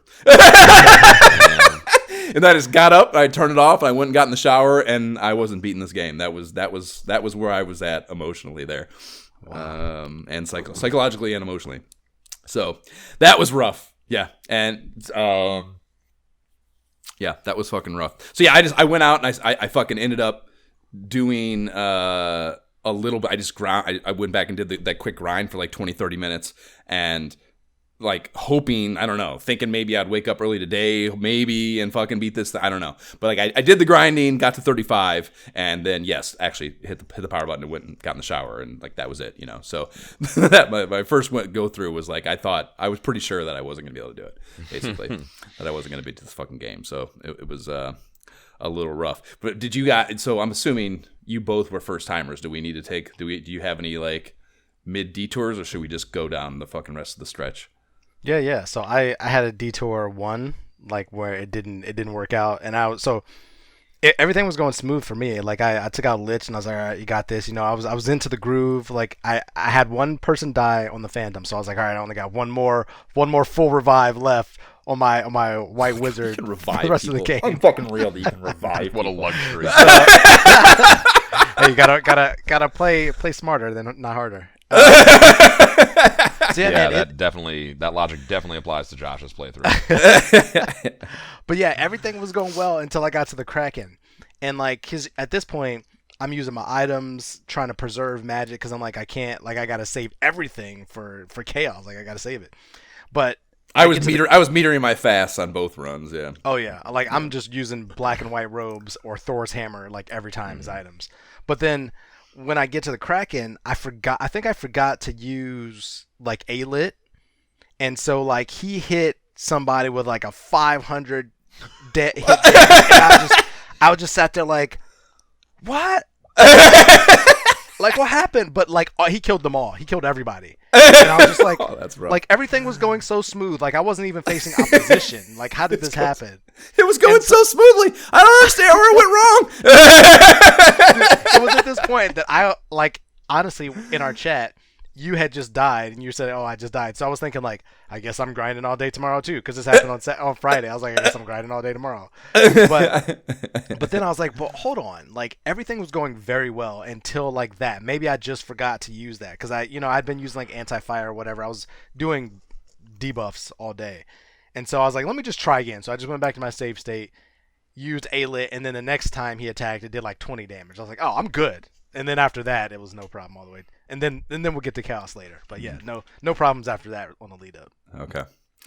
Word. So yeah, so I came back at level 35 then, and I did that late last night after I got home from the rap party. So I come home at like 11:30, and I'm like, okay, I'm gonna fucking do this right now. And I fire it up. I can't believe I have to do this all over again. Right, yeah. So I go into it, and I was so cautious with the healing thing. I was so fucking cautious, and I got to carry, and Brad got waxed on. Yeah, it was a similar kind of thing where like fucking, like some sort of exorbitant fucking full party attack, and like his life was just like. Just below the threshold necessary to survive, and I don't have life. So, and it's late last night, and I got to get up this morning. I'm already tired. I'm like, I'm not doing this twice. I'm not doing it twice. So like, Brad dies, and I'm like, fuck it. I'm just gonna fucking press on. So I come out of carry, and I go through, and having Brad ass up the rest of the way gave me a fantastic t-shirt idea, guys. A silhouette of a bro ass up at the feet of whatever boss looks coolest, also silhouetted. Probably Chaos is my guess, but I have to play with Photoshop and see. But then, yeah, the ISOH title treatment above it, and I think that will be a fucking dope-ass t-shirt for sure. That'll be in the t-shirt store later this week. I promise you that as soon as I can get my ass into Photoshop and deal with it. Proceeds go to the Able Gamers Foundation after pot expenses. Tiamat's the coolest looking boss, but it doesn't make sense to not have Chaos. Well, I think so. Well, silhouetted though, that's the thing. Like it's a different deal, silhouetted, because you're not gonna have the color palette, and if it's just it needs to have a dope outline, not a dope, jumbled up bunch of shit, which Tiamat in particular probably is the worst, actually, silhouetted. I don't know. I see fucking 4 distinct dragon heads that are all doing different shit, but whatever. Maybe. It might, I don't know. Like, so you have to look at it and see just what the outline is. See what Photoshop provides us. I bet Lich actually has a really Lich cool is a good outline. one, Yeah. The fucking, I think the tornado bottom will look cool with if the actual pixels that make up the kind of the tornado part have enough like indentations in them to be able to for that to be defined. I think it'll look really cool. We'll see though. So so I'm going through now. One's dead. I'm still being ultra fucking careful, working my way through very methodically. The Tiamat level maze has the mass moon, and I didn't even remember that existed, like I mentioned earlier. So that, thankfully, I mean, I wasn't looking for it, I guess is my point. Thankfully, so you start that level in the top left corner. So inherently, my RPG mind goes, I need to get to the bottom right, which that could very well have been a design choice, a little bone they're throwing the player perhaps, because it was just the logical place to go. And you get down there and there's this really enticing looking winding hallway that no 90s RPG kid could possibly resist poking their head into. That's got to be where I'm going. When you see that little hallway, that's fucking a little stairwell essentially down to it. Especially in the final dungeon, I'm listening. Yeah. Right. Yep, I'm checking that out. Yeah. And yeah, this thing, dude, holy shit, it's next level shit. The sprite is actually incredibly boring. It's just a white fucking thing, like nothing unique about it at all. But it has a 56-50 split, and anyone can use it, even the bros. It's considerably more powerful than Excalibur. Way more, yeah. And yeah, brandishing this thing in battle is kind of like busting out the Cobra gun in RoboCop. Look the fuck out. I gave mine to Connor. To Connor. Well, that doesn't really make a difference because they're all the same. But what's funny is, we never really truly realized the power of this sword because it always went to the white wizard. Right. Because, and it takes him, from 1 damage because they have to give you something. Right. To probably, I don't know, I'm making shit up, but 100? Right. That's mostly irrelevant, but, I picked it up myself and I gave it to the red wizard that I'm rolling with, and he immediately started, because he had the defense sword before that, and he was doing, essentially irrelevant damage. And then once he got the mass moon, if anybody knows how to say that, by the way, please tell us. Yeah, mass moon is what I'm guessing, but mass moon. But yeah, he instantly shot up to on par with my fighter with Excalibur. Yep. Because it's a multiplier too. Yeah, and you're essentially you're nerfing because those weaker melee attack guys have less agility, which lends itself to the number of attacks that they can achieve, and then obviously the damage as well. So yeah, it's not good to give it to a poor melee character, even though you are urged to by the idea that anyone can use it, and it's going to be statistically so much better looking than anything they otherwise would be able to equip. So yeah, it's math deceptive in that way. Yeah, but also in the party that we always use, the fighter, black belt, white wizard, white mage, black mage, there's no one to give it to, really. Right. That's appropriate. the right play, because if you give it to the black belt, you're actually doing yourself a disservice, master, at that point. And the black wizard has other shit to do. Yep. So and I just got Excalibur. I'm not giving it up.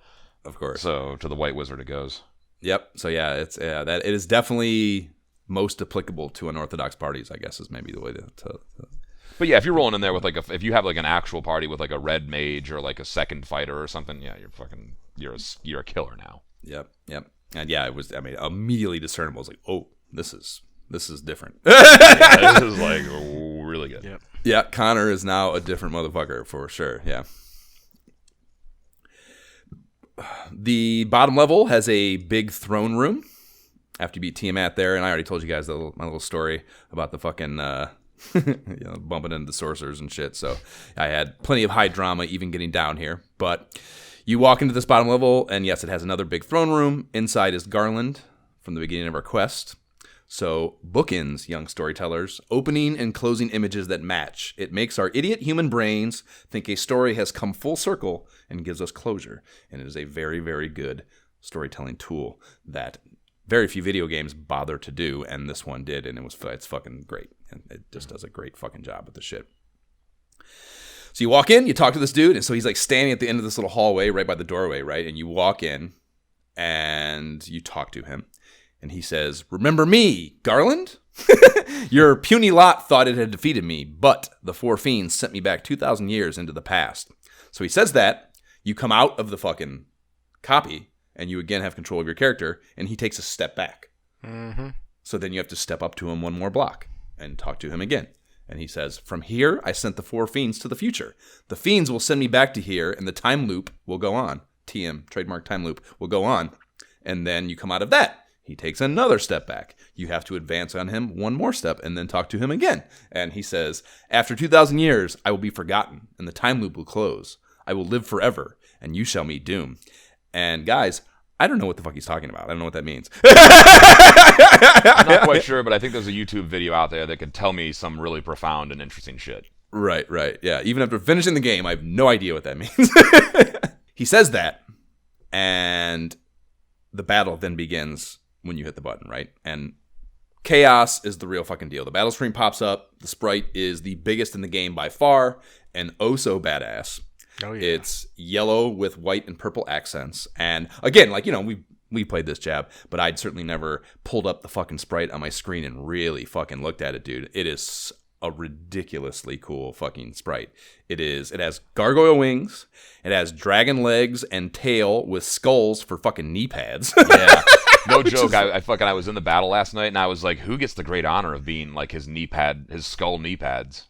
Yeah. What humans did that. Right. Are they even humans? Maybe it's fucking that's a good point. dragon Kind heads. of looks like it, yeah. Yeah. Humanoid, sure. So he's got those. He's got huge horns and then a pissed off face. And guys, I don't mean to be juvenile, but if you really parse a blown up image of this sprite, I'm pretty sure he has a little horned marmot protruding from his lower abdomen hanging down between his legs. And that is where you find a dick if you know your humanoid biology. So, oh my gosh. So Chaos has an evil, sentient, horned marmot for a dick. And there's no bigger power move. Yeah, there's no bigger power move in the history of boss design than that. It's a big one, too. Yeah, it's a fucking hog for sure. Wow. So I'm looking at some of the other... I'm looking at some of the other artwork from like different games, and they definitely nerfed his penis. Yeah, but in that original sprite, it's a fucking marmot hanging down between his legs. Yeah, it really is. Wow. I didn't notice that because like the thing is, he's probably one of my least studied because his sprite is not in the book. The guide keeps like most of the Temple of Fiends revisited, kind of under wraps. It gives you a general overview, but like you can't see into the rooms, you can't see chaos.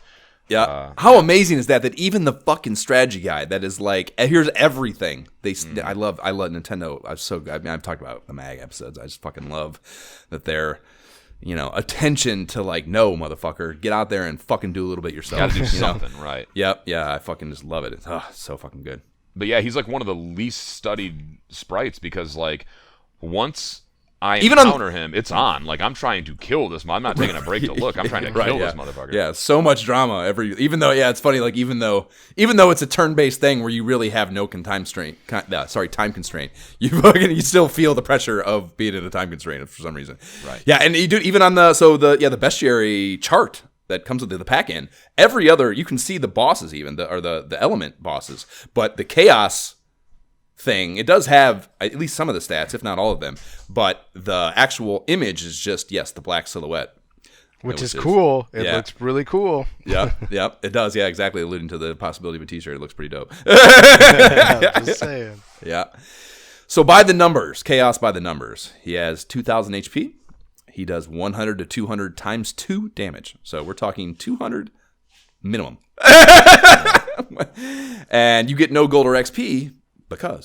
And the spells he can rock with, he has Ice 3, Lit 3, Slow 2, Cure 4, Fire 3, Ice 2, Fast, Nuke. Why does he have Ice 2 if he has Ice 3? I guess spell slots, right? Why does he have Fast? Everybody has to abide by him. Yeah.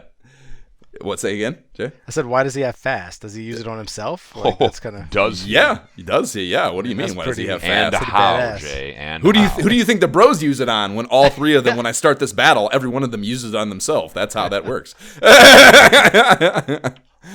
Yeah, so yeah, his spell fucking situation is fucking lit, and then he also has special attacks of Crack, Inferno,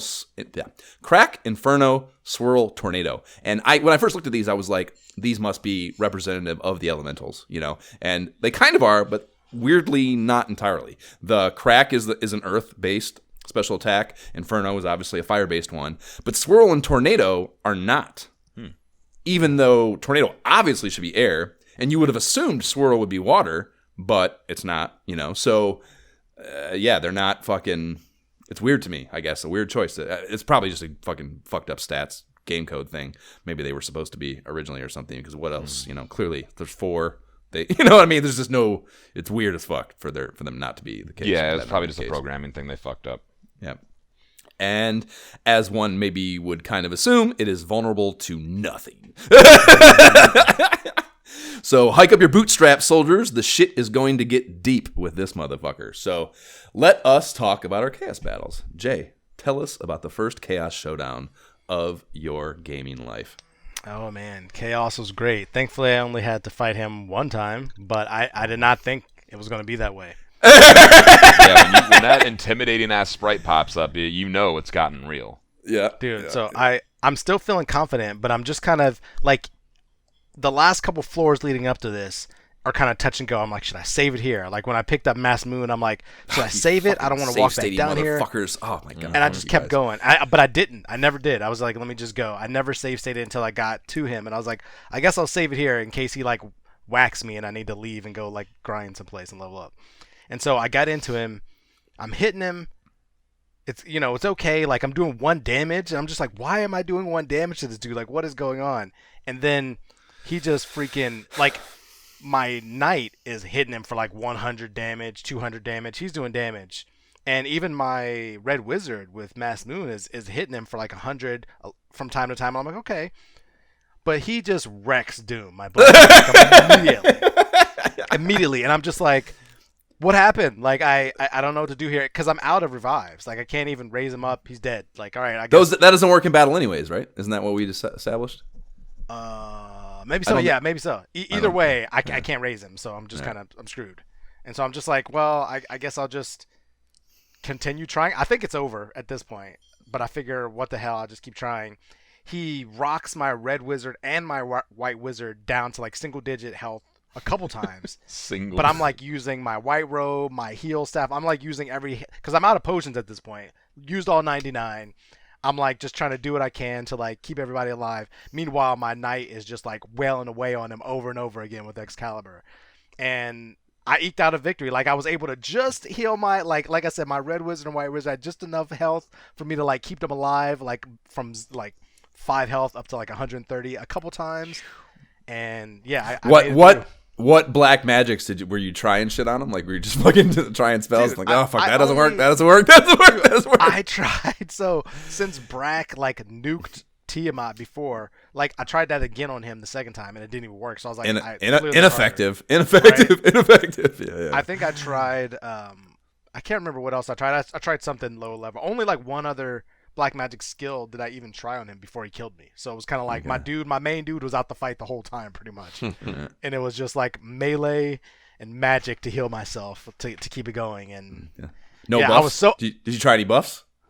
I definitely used anti-fire, like I tried every like thing. Just the white wizard. The white wizard's in the corner, just like just churning out defenses. Like fucking.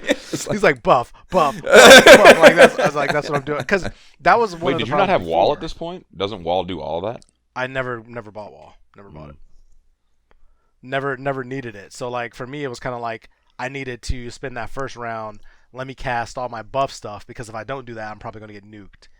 But yeah, I was so ecstatic when I beat him and like the screen started changing. I was like, oh my gosh, I did it! With 3 characters remaining, I can't believe it. I thought for sure I was gonna have to restart. I couldn't even believe it. With 3 characters remaining, oh fuck. That's a good go. Yeah. At level 26, no doubt. So I gained a level through the fight and went from 25 to 26 and never had to grind. So I was just super ecstatic. The guide suggests on page 77 that your warriors should be at level 27 or above to have a good chance. So, and that's they're assuming all 4 there too. So right. Yeah. under par. I can't believe you didn't use fast. Yeah. Dude, he never. I used it. No. I definitely used it. You.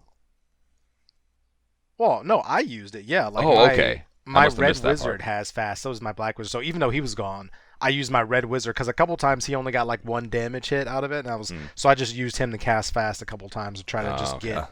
At that point, I'm just relying on my knight to do all the damage and using the other 2 to just try to keep us alive and keep things going. Yeah. Jay, when you the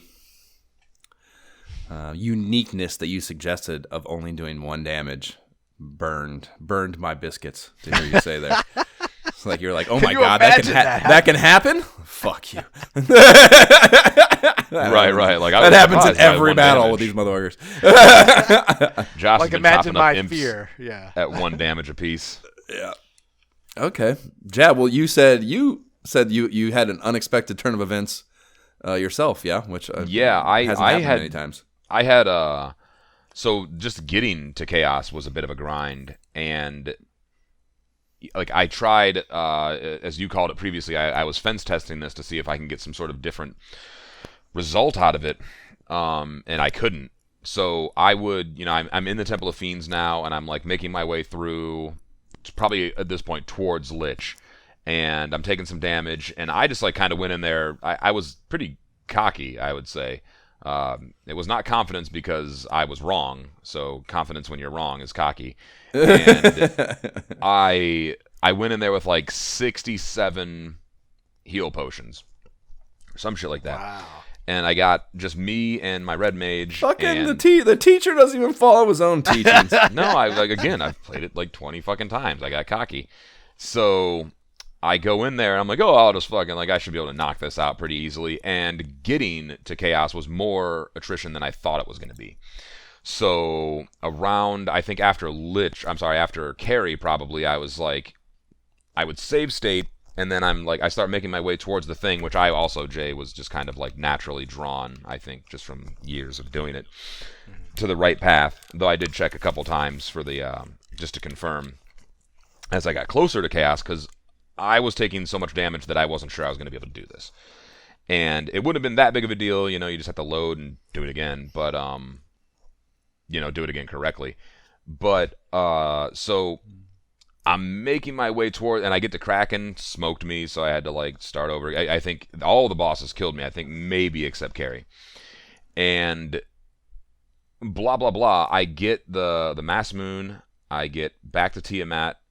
No, I'm coming back from getting the Mass Moon, and I'm encountering worms that there is nothing that can be done about this. Like, I have, like, at this point, I think I've got, like, 17 heal potions, and then I found at the bottom of the fucking barrel 9 cure spells that my red wizard had. So, like, I wanted to do this whole temple without my red wizard, but it just very quickly became apparent that was you were alluding to that earlier, and I was like, what exactly does he mean that he can't just kill him off? And I still don't know. Yeah. So yeah, okay, that's well, yeah, like I wanted the enemy, like I would have just like put him in the front and just like had him die, but like it became apparent that like A, I needed his healing power, B, I needed his fast spell. I needed his fast spell to get through the bosses desperately. And then I figured if that's the case, then you're really going to need him for chaos. So yeah, experiment failed. Totally. If I had leveled up more, I was just like busy playing Civ 4, to be honest. And I have schoolwork too. I'm taking general chemistry, a 16-week course over 8 weeks this summer. So I'm busy. But so blah blah blah. I get to Tiamat and I think I kill him, and I've got like very fucking seriously not much health left on either of these dudes. The red wizard's down on one knee already. He's got like 67 hit points, and other dudes got, I have like 60% of my hit points, and I've got like 8 heal potions. And I'm like, all right, well, how am I going to distribute these? Yeah, I was like, I'll give it a shot. So like, there was no distribution. They all went to me. And I went to chaos, and I tried several times. I saved right in front of him right before the battle started. Tried several times to get it done. It wasn't working. I was using fast, and it was just kind of like a random number thing. Like, if I can get the fast in, then he's going to die from whatever area of effect spell that gets cast next. And then maybe Jab can take it from there and rely on criticals. Couldn't get it done. I have no healing capabilities. I did find the heal staff, and I thought about doing the thing that you said where you basically find like weak enemies and you just kind of heal yourself, but in the Temple of Fiends Revisited, that doesn't happen. So, blah, blah, blah. I had to switch the Mass Moon to Jab the Knight, and then it took me like 6 or 7 state loads to like actually get it to the point where like the fast spell got cast before the Red Wizard was killed. And then to essentially, it was a little bit of like a bro experience where I had to like super rely on critical hits. Yeah. But in the end, yeah, I mean, like a critical hit for him at whatever level I'm at was with the Mass Moon, no less, was doing like 500 damage. So, and like a non-critical hit was doing like low 4s or something. Whereas I should say it was like 550 or 6 maybe. So, I just needed to get through a few rounds, and it took me a while, but I did. So. Okay. I was able to kill him, but I definitely save scum my way through it. Wow. Okay. So I don't forget, because it's on topic right now, what was the exact narrative? You said there was a whole narrative thing with the party choice and the idea that the others would get killed off. Wasn't there was some sort of... Oh, right. I wanted people to guess. I don't think I ever explained it very well, but... all my characters that were not me were named after famous rappers who had died. And the last one was going to be... My Red Wizard was DMX, and he was going to die. Since he was the last one, the most recent one to die, he was going to die before the Temple of Fiends, and I was going to navigate it on my own. But I never explained that very well. So yeah, and it didn't happen either. So DMX lives. Well, he doesn't live. He Chaos killed him. In real life and the game, I think. Which is, I was just gonna say that was it. I was actually just talking to. I hired a guy to do the last day of the shoot that had worked with me on that movie I did with DMX, and we were bullshitting about that. I don't know if I'd seen him since he died, to be honest with you. And we were talking about, he's like, he had done a movie recently with him. The last movie that DMX did, this guy worked on. And, he fucking was saying that he was a fucking mess. Like, he was, really fucked up and, just not in good shape. So he said it wasn't terribly surprising to him at all that. Yeah, it sucks, though, because I really thought that he was on the straight and narrow. He was pretty. When I worked with him, he seemed pretty fucking all right. I mean, he still wanted to go to Saddle Ranch every night, so I'm sure he was getting fucked up. But he came to work and he was together. Yeah. Still my crowning achievement and professional that he. How could it not be? He referred to me as, I don't mean just work with him. I think that he referred to me as the N-word with my toes out.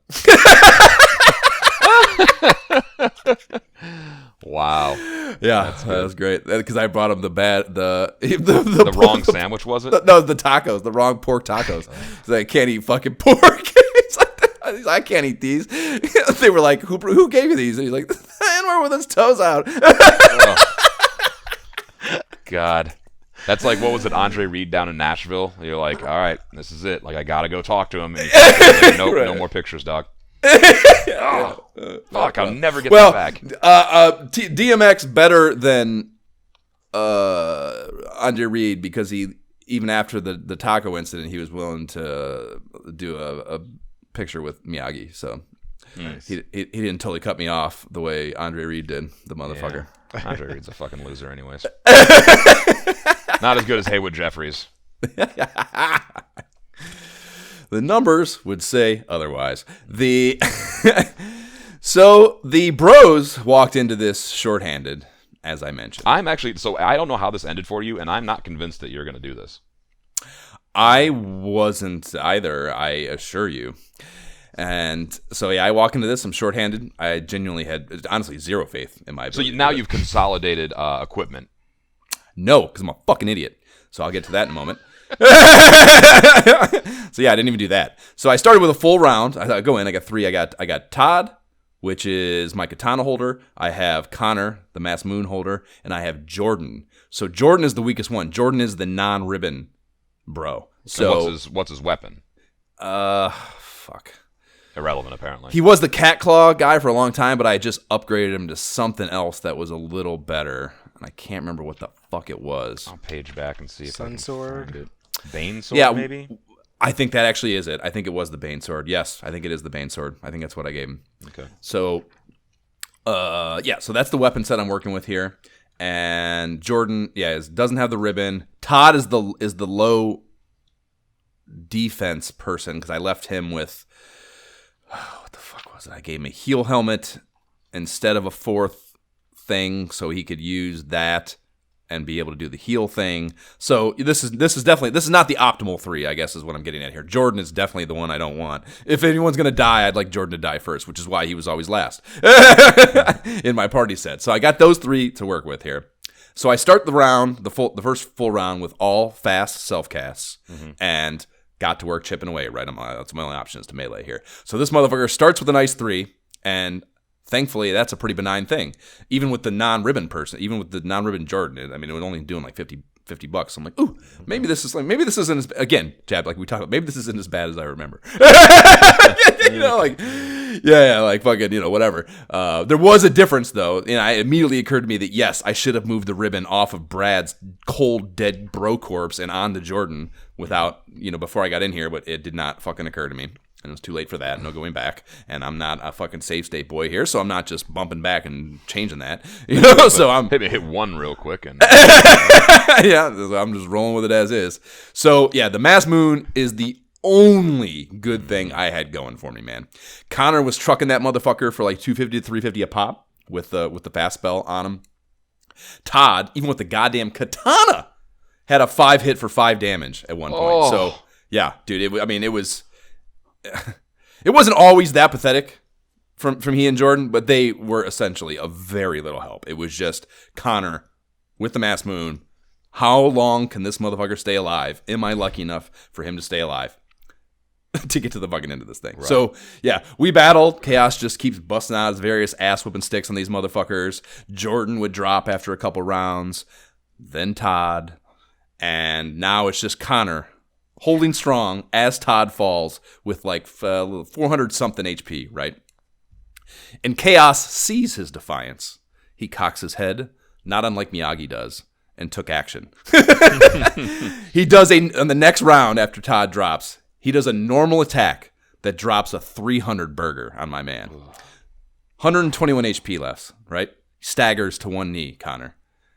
Somehow still alive, though. He looks around at the fallen bros at his feet, grips his Mass Moon tight, and through gritted teeth, he said to seemingly no one in particular, "Look, I go to you. I stick up for you. You know help me now?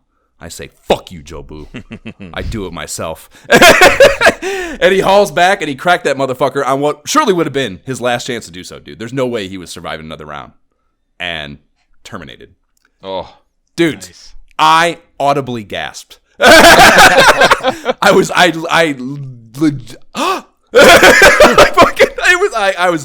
was exactly what it was supposed to be in every way, and it was so goddamn cool. It could not have been more dramatic. It just couldn't have been. Like I said, I was not playing this again. I was tired. I was going to bed. This is your first fucking try. Yeah, exactly. Wow. And all that terrible shit had happened in the run up to it. And then, yes, he was dropped to just him by himself. It's the mass. Because remember, Jab? You were saying earlier, the fucking one who has the Mass Moon. All thieves, they all die, but not him.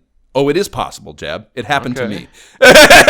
Which is why I said, Jay, I don't think Jab was on yet, but when I fucking I just typed in chaos screenshots from Final Fantasy 1, and this was in the first row, this image that's behind me right now, of the 4 thieves, granted, a little more big dicky than my situation, but pretty fucking close. And I was like, oh my god, the significance of that is incredible. That's that actually is pretty incredible. Yeah, pretty fucking wild.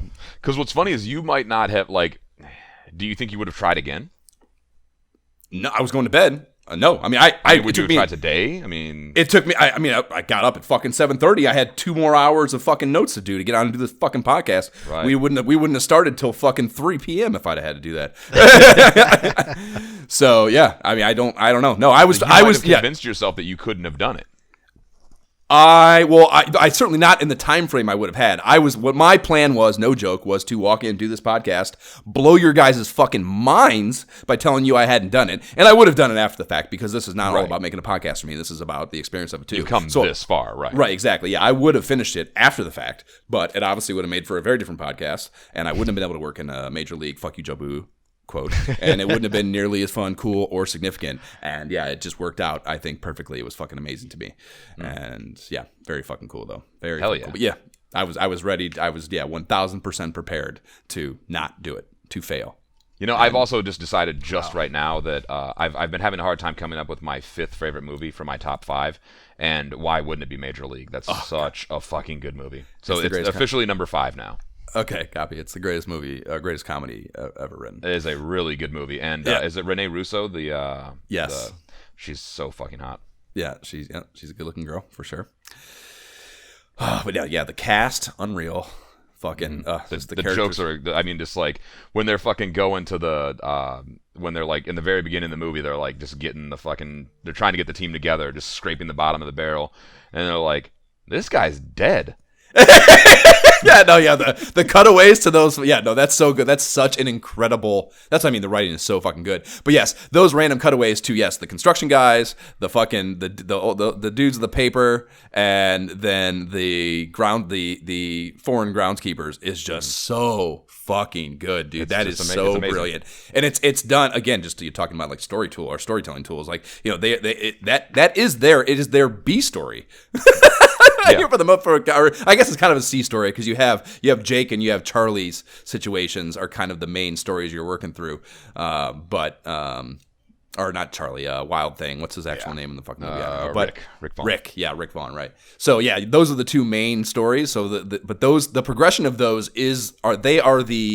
they're the I don't know, the mile markers on the progress of the story and the team. Like that is what those things are. That's the device of them, and it's fucking great filmmaking and screenwriting. It's fucking amazing. When I was hanging out in Cleveland a lot back like 10 years ago, we would hang out. We'd hang out in Tremont, and we lived on Professor Street, right next to St. Theodosius. And that in the very beginning of the movie, where like the kids are playing like stickball or something in the street, from the front porch that we lived at, you could throw a rock and hit that place.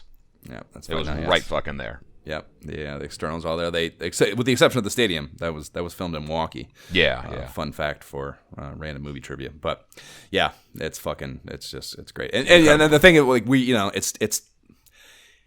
it's hard to not think, or it's hard to not be more endeared because of the Cleveland Indians nature of it and that being a hometown thing. But I think it's great no matter where you live. I think it's great no matter what, but it just how fortunate of all the fucking teams that it got to be my team. Yeah. Yep. And it's just amazing that they, because they got the all MLB stuff in there. I can't believe the Indians let them do it. Yeah. I'm glad they did, man. I'm glad they did too. Man. But yeah, it's a masterpiece, dude. It's an incredible movie. It's a great movie. Were we talking about that movie, or were we talking about this game? Man, we can do a podcast about Major League. I can fucking recite that movie front to back without it being even on. So I'm happy to do that. But let's get back to Final Fantasy, I guess. The screen begins to shake on Chaos's demise, on termination of Chaos, and the sprite slowly begins to break up and disappear. And it takes I watched it because I recorded a video of this of the end of the game, and it takes a little more than actually 30 seconds for this to happen. So it's every bit as dramatic and drawn out as it should be. And once he fully disappears, I don't think there is actually the normal battle celebration either, if I recall correctly. I think they do award you either 0 gold and 0 experience, or 1 of each. Really? I don't think they do. I'm pretty sure that definitely doesn't happen. But what I was saying is even the like little ning, and they like dance or whatever, I don't think that happens either. But I could watch the video. I could.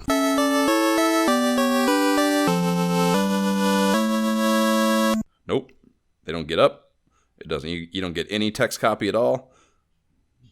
Connor was on his fucking knees the whole time. He wasn't even on his feet, which only adds to the drama.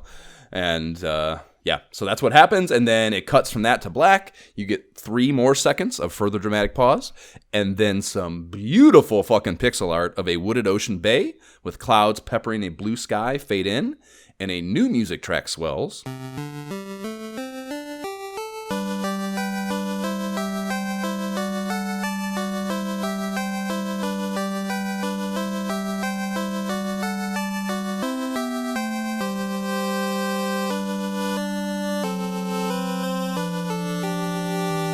And a text box overlay pops up over top of that, and it is story time for sure. The time loop, trademark, is now broken. The 2,000-year-long battle is over. Peace prevails. Control of the 4 elements, the earth, the wind, the fire, and the water, again belongs to the earth. Garland's hatred burned for 2,000 years. That hatred led the 4 powers to this world. Chaos was created from those 4. Evil dominated the world and covered it in darkness. But it is over now. Wrong has been set right! ! The Light Warriors are returning. As they travel in time, the world returns to normal. So it's weird in that regard. I've always thought of time travel as instantaneous in every fucking sci-fi setting ever. In this case, it takes time for them to travel in time. Which is what time is. Right, yeah, so it's an interesting thing. Or interesting, differentiation from most of traditional time travel storytelling. And we move on from there to Sarah and Jane wait for them. Of course, Garland does too. And who is Sarah and Jane? I don't know. That's fucking Sarah is the princess you rescue from Garland in the first place. And Jane, I do not recall off the top of my head. Yeah, is that the might be like queen? Elfland shit. The queen? Maybe no. There's never a queen. It was only a king. No, what do you mean? She's in the room in the castle. You talk to the king. Once you rescue Sarah from. No, I'm pretty sure there's. Go back to the first chapter of that book. I think there's a queen and she's Jane. I think. Let me see what we got. So here. I'll continue on with the story please. while you look that up. But when did it ever happen? ... Everything went mad in a day. The reason lies in the 2,000-year time loop, trademark. The 4 chose to become one force and fight against the 4 evil forces that set darkness upon the world. When the 4 return, it will be their past. All signs of the battle with the forces will be erased. But the legend will live on, passed down by the dwarves, the elves, and the dragons, passed on by the peoples unsure where the story came from. The Light Warriors return from their journey back in time 2,000 years. Their memories stored deep in their hearts will protect the world. Never forget the good and true. Never turn the 4 powers to the dark side. And truth will always live in the hearts of the people. The warrior who broke the 2,000-year time loop is truly a light warrior. And that warrior was you. May the orbs always shine. The end. And it draws and fills out those words in a very slow, ornate etching in the text box while the tune continues to play. And once the etching finishes, so does the song. And that screen remains there in silence as long as you want to stare at it. And it's a fucking masterpiece, gentlemen. What else is there to say? I got nothing, man. It's fucking, like I said, incredible game. Just absolutely astounding. It was good when I was young because the mechanics of it worked well enough and all the fantastical aspects that you and I loved were there. You know, like, even if we didn't know what the fuck a Mind Flayer was, you know, we were exposed to it, and then we saw it in some manner, you know, on those wizards and whatnot. Dragons, swords, Excalibur, it's all there. And then as I become older and actually kind of understand how to read and comprehend, yeah, as you just get, as I came to like understand the actual story and whatnot, I was impressed again. And like more so on this playthrough, just like coming to like truly understand this shit and like unpacking it with you guys. It's just like, it's truly, honestly, a masterpiece. Yep. Yeah, a whole new appreciation. I mean, obviously that we did this thing because we appreciate as much as we did. But yeah, I mean, no question, doing it as an adult and really parsing the stuff and talking through some of these things, has been fucking. It's just so fucking good. And yeah, I mean, you know, we have not. Neither one of us, I think, have played the second one on SNES. Correct? Have you ever done that, Jeff? I tried, but the problem is it wasn't fucking Final Fantasy 1, so I just couldn't get into it. Like, it had like named characters and shit, and I was just like, eh. kind of want to be my own guy, and I'm sure it's like a better story, you know, like I mean, Final Fantasy VII has named characters, and holy shit, is it a good story? But I just since it was never Final Fantasy I never actually saw it through. That is, it's funny you say that. That's a really topic on my mind right now. The idea, because there's a lot of I watched some Subnautica versus Below Zero thing analyses recently. Oh, still no spoilers, by the way. I haven't finished. Okay, I'm not going to, but it is one of the biggest critiques that this particular fucking video essayist was getting was harping on was the fact that the second one you are that woman. You are not a blank. Right. You're not a blank slate with which to basically the level of immersion you can have as you being the protagonist is infinitely greater and more enjoyable and more immersive, obviously, than to be essentially a third party watching this other character that is not you. Experience a world, and that is a really cool thing that this gives you. That, and I mean, just it's the button on the game that was a conscious decision. That warrior was you, and that's why it, especially for kids too, because it's so much easier as a kid to immerse yourself in anything. So it's fucking the fact that they gave that to us was a really cool choice. Jay, you awake? I'm very much awake. Sounds like it. Yeah, man. Where does this? Where? I mean, you know this fucking. I mean, even Dragon Warrior, not even fucking. I mean, you don't play. You didn't play these games, so this. I mean, this had to be. This. I mean, there's like I guess one get the disparity between every other game you've ever played. Now that you played the best game ever, what do you think? Right on the NES, like this compared to every other NES game you ever played. Like, what's the not? Is it better? Not. What is the actual gap? Quantify the gap between this and everything else. Well, the gap would be between this and the top NES game, which is still Super Mario Brothers 3. So that's we can't really have those. We can't really have that argument.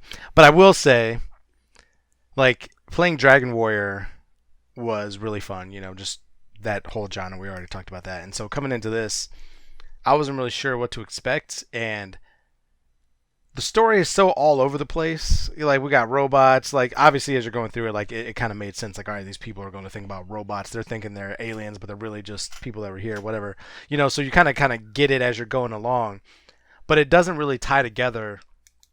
It didn't really tie together for me until the end when they start actually talking about, like, the time loop. And it's like, this makes so much more sense. And kind of when I understand that, like, it was almost called fighter fantasy, and I'm like, all right, now it kind of makes sense why you can pick a ninja and a mage. Like, this is so random, like all of the elements together. Just it really makes for a great story. Like, even the little choices, like the former warriors becoming bats, and the fact that you can't fight them. It really. I was very impressed, and the final boss fight, clearly with Chaos, like, I was so ecstatic, like, woo! Like, just that feeling of, like, oh my gosh, like, I climbed the mountain, like, the attrition to get here, and then the fight itself, and what that took. Like, yeah, it's a great freaking game. It kind of makes a lot more sense now.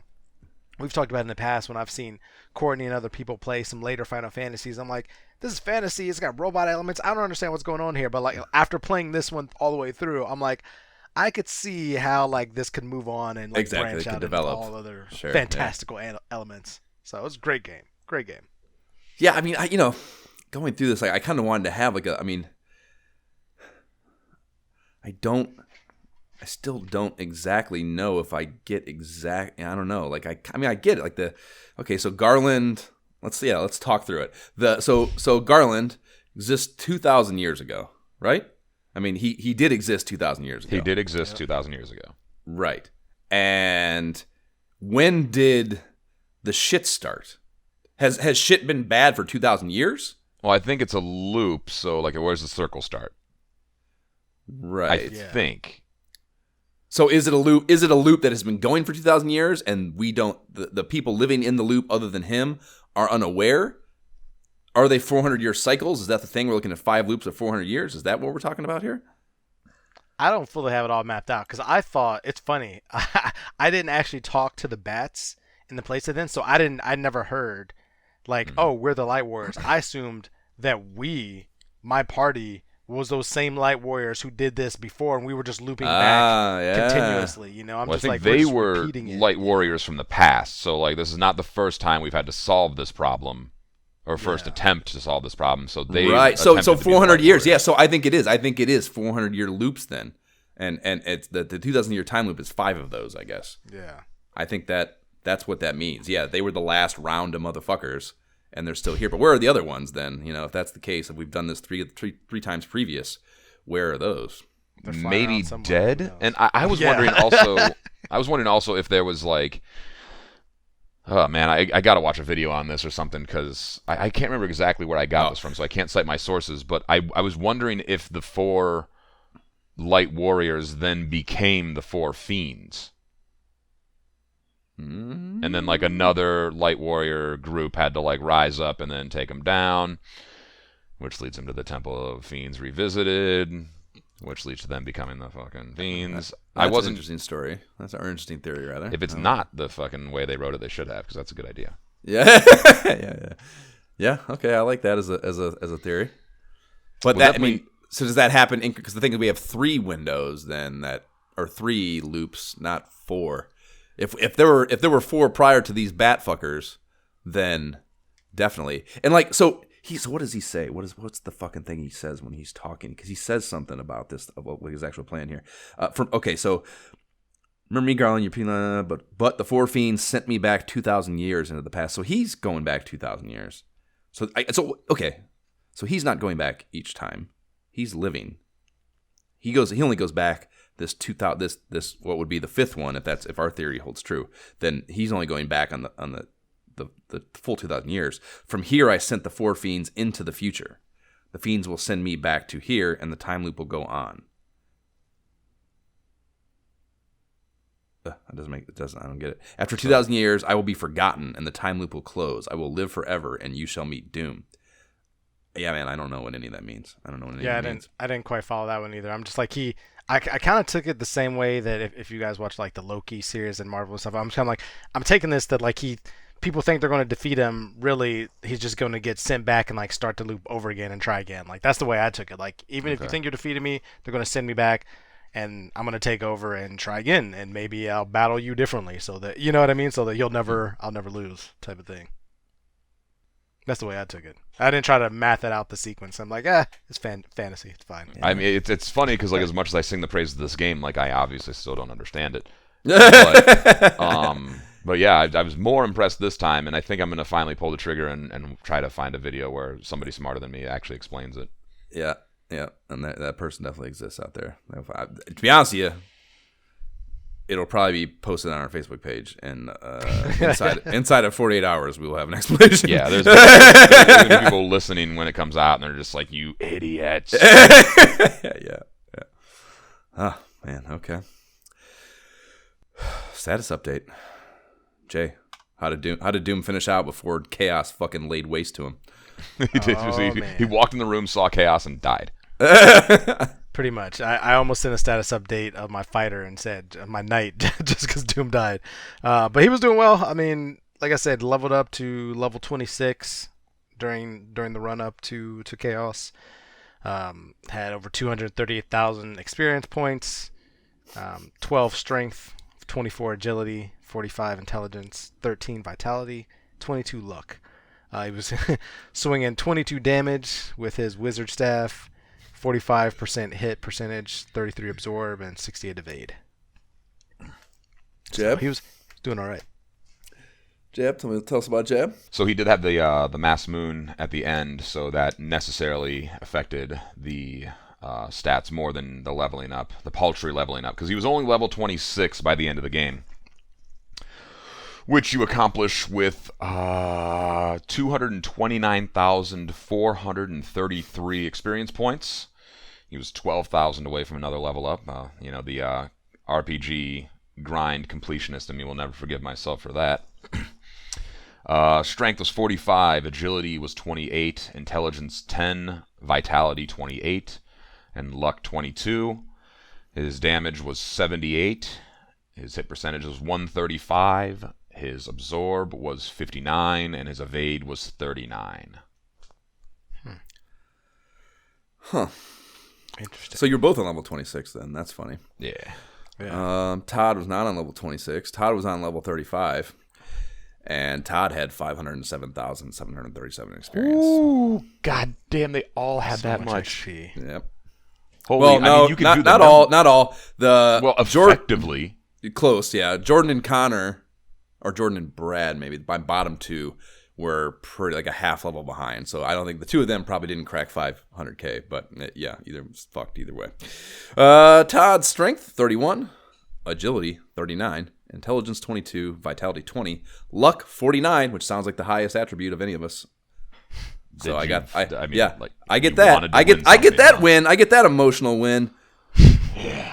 Do my little arm thing here. I won. How'd that luck treat you? I guess pretty good at the end, actually. Yeah, right. Running my ass off in fucking the Temple of Fiends was critical. So, probably helpful. Still couldn't run from the worms, though. Jay, I don't know what the fuck. Damage, 48. Hit percentage, 108. Absorb, 33. Evade, 84. 84, wow. Yeah, that high-ass agility.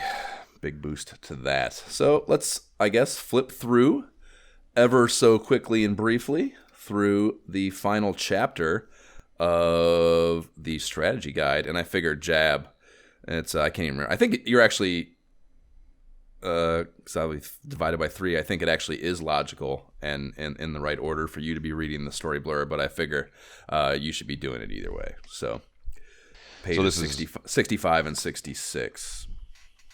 You want me to read the shit on 65 as well? Yep. Quest's End, first of all. Yes, this is Chapter 7, Quest's End. Yeah. Through terrors no other heroes dared to face, the Light Warriors have come to the final chapter of their great adventure.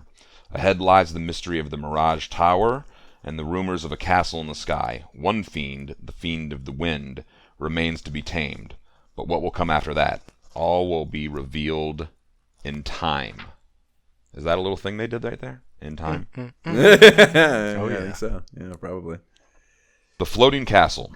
In the early days of the technological ascendancy of Leafin, a debate raged over whether it was a good idea to build castles in the sky. Some people argued that what goes up must come down, and as a result, those people still live on the ground when the castles eventually came down would get squashed. Squashed is such a funny term. Yeah, really fucking weird. Others said that if man had been meant to build castles in the sky, he would have been given nests. But no one really understood that argument, and few supported it. Yeah, no shit. I'm sitting here as I hear it. That. Like, what the fuck? Like, yeah, I'm sitting here listening to that like, oh, fuck, that must be one of those tweakers. Like we're just the fucking apes that climbed out of a tree in Africa someday, and we're just like, fuck it, we'll just keep it here. Like, no need to push on. Right. A lack of support was, in fact, the problem most people had with floating architecture. Defying gravity was all well and good when it came to the airships, but castles were another thing altogether. Many of the Leafinish believed that something terrible would happen if the castle was built. But the castle was built, and a staff of robots made to keep the place in order. The Sky Warriors made it their home and kept peace throughout the world until the coming of the Fiend of the Wind. Then everything changed. An enemy force of cruel monsters swept in like a tornado, and the Sky Warriors escaped with a single airship. The people of Leafin wondered if they had unwittingly set loose the horror, but no one took the blame, and the problem only got worse.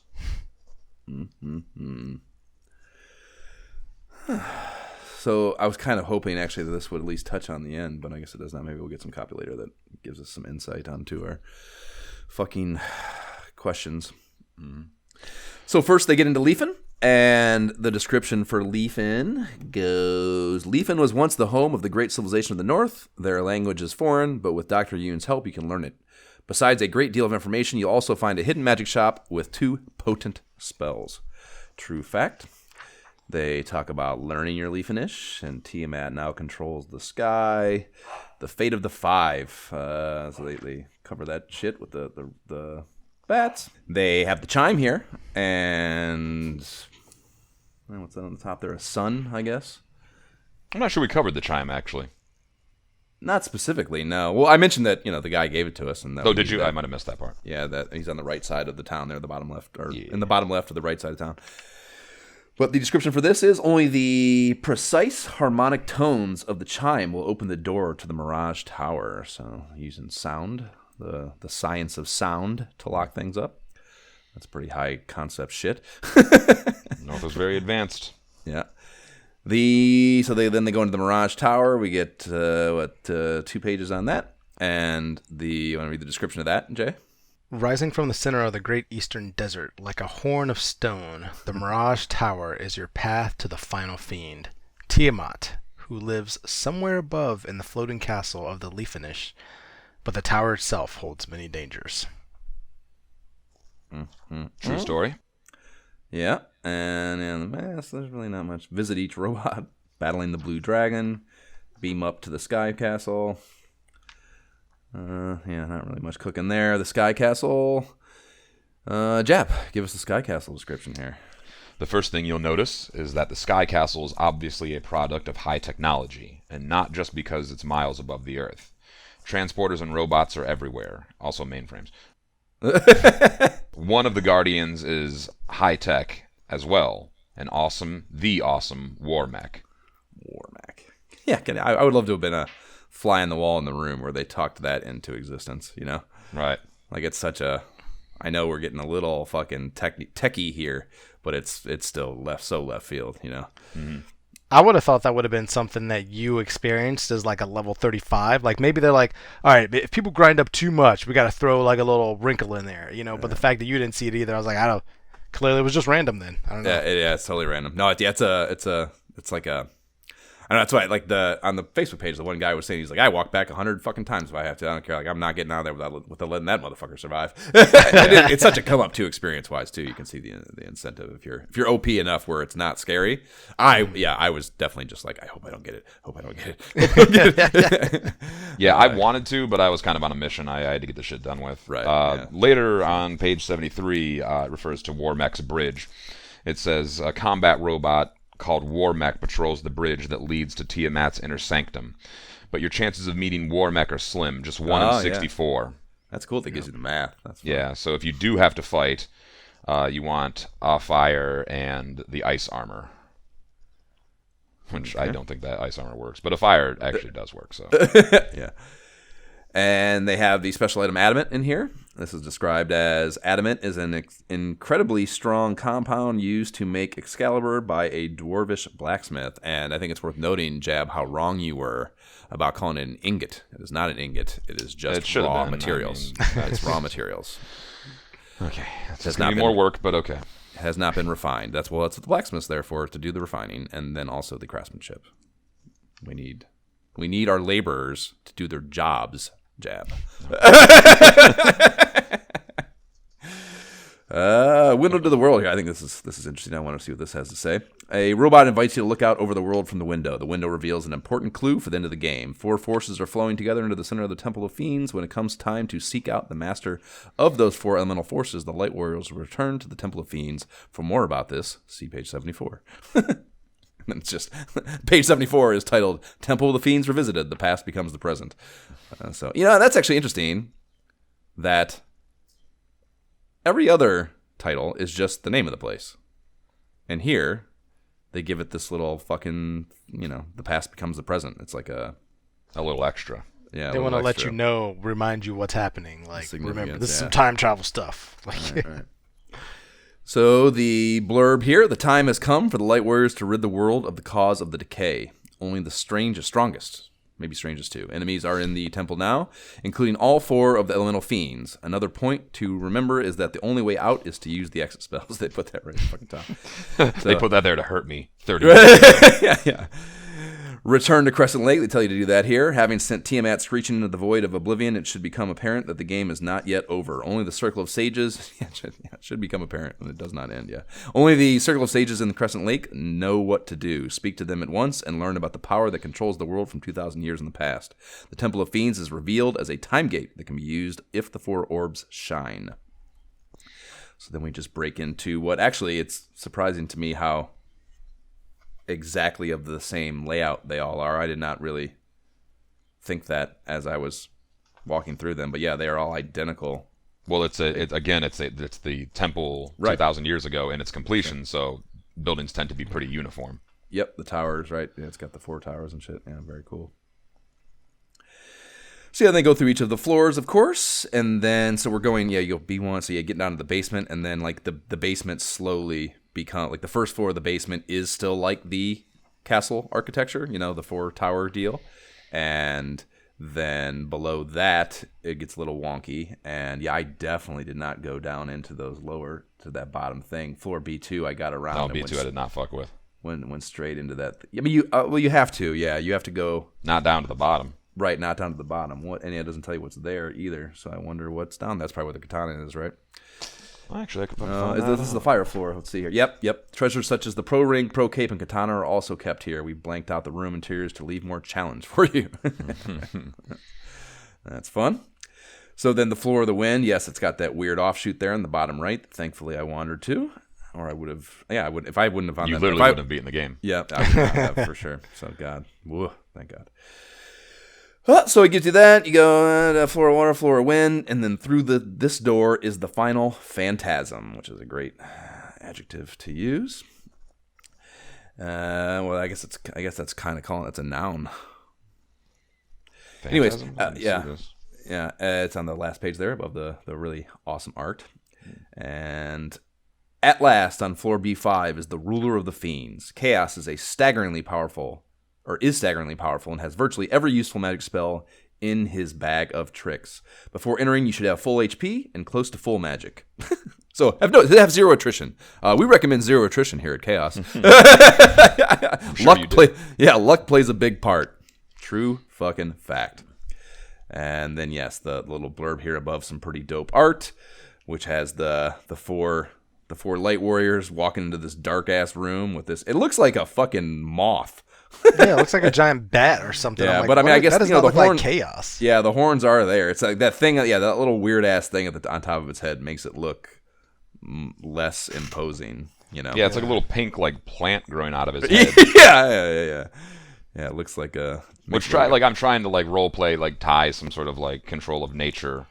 Sure. Back into it, But it makes it look like a Pokemon. The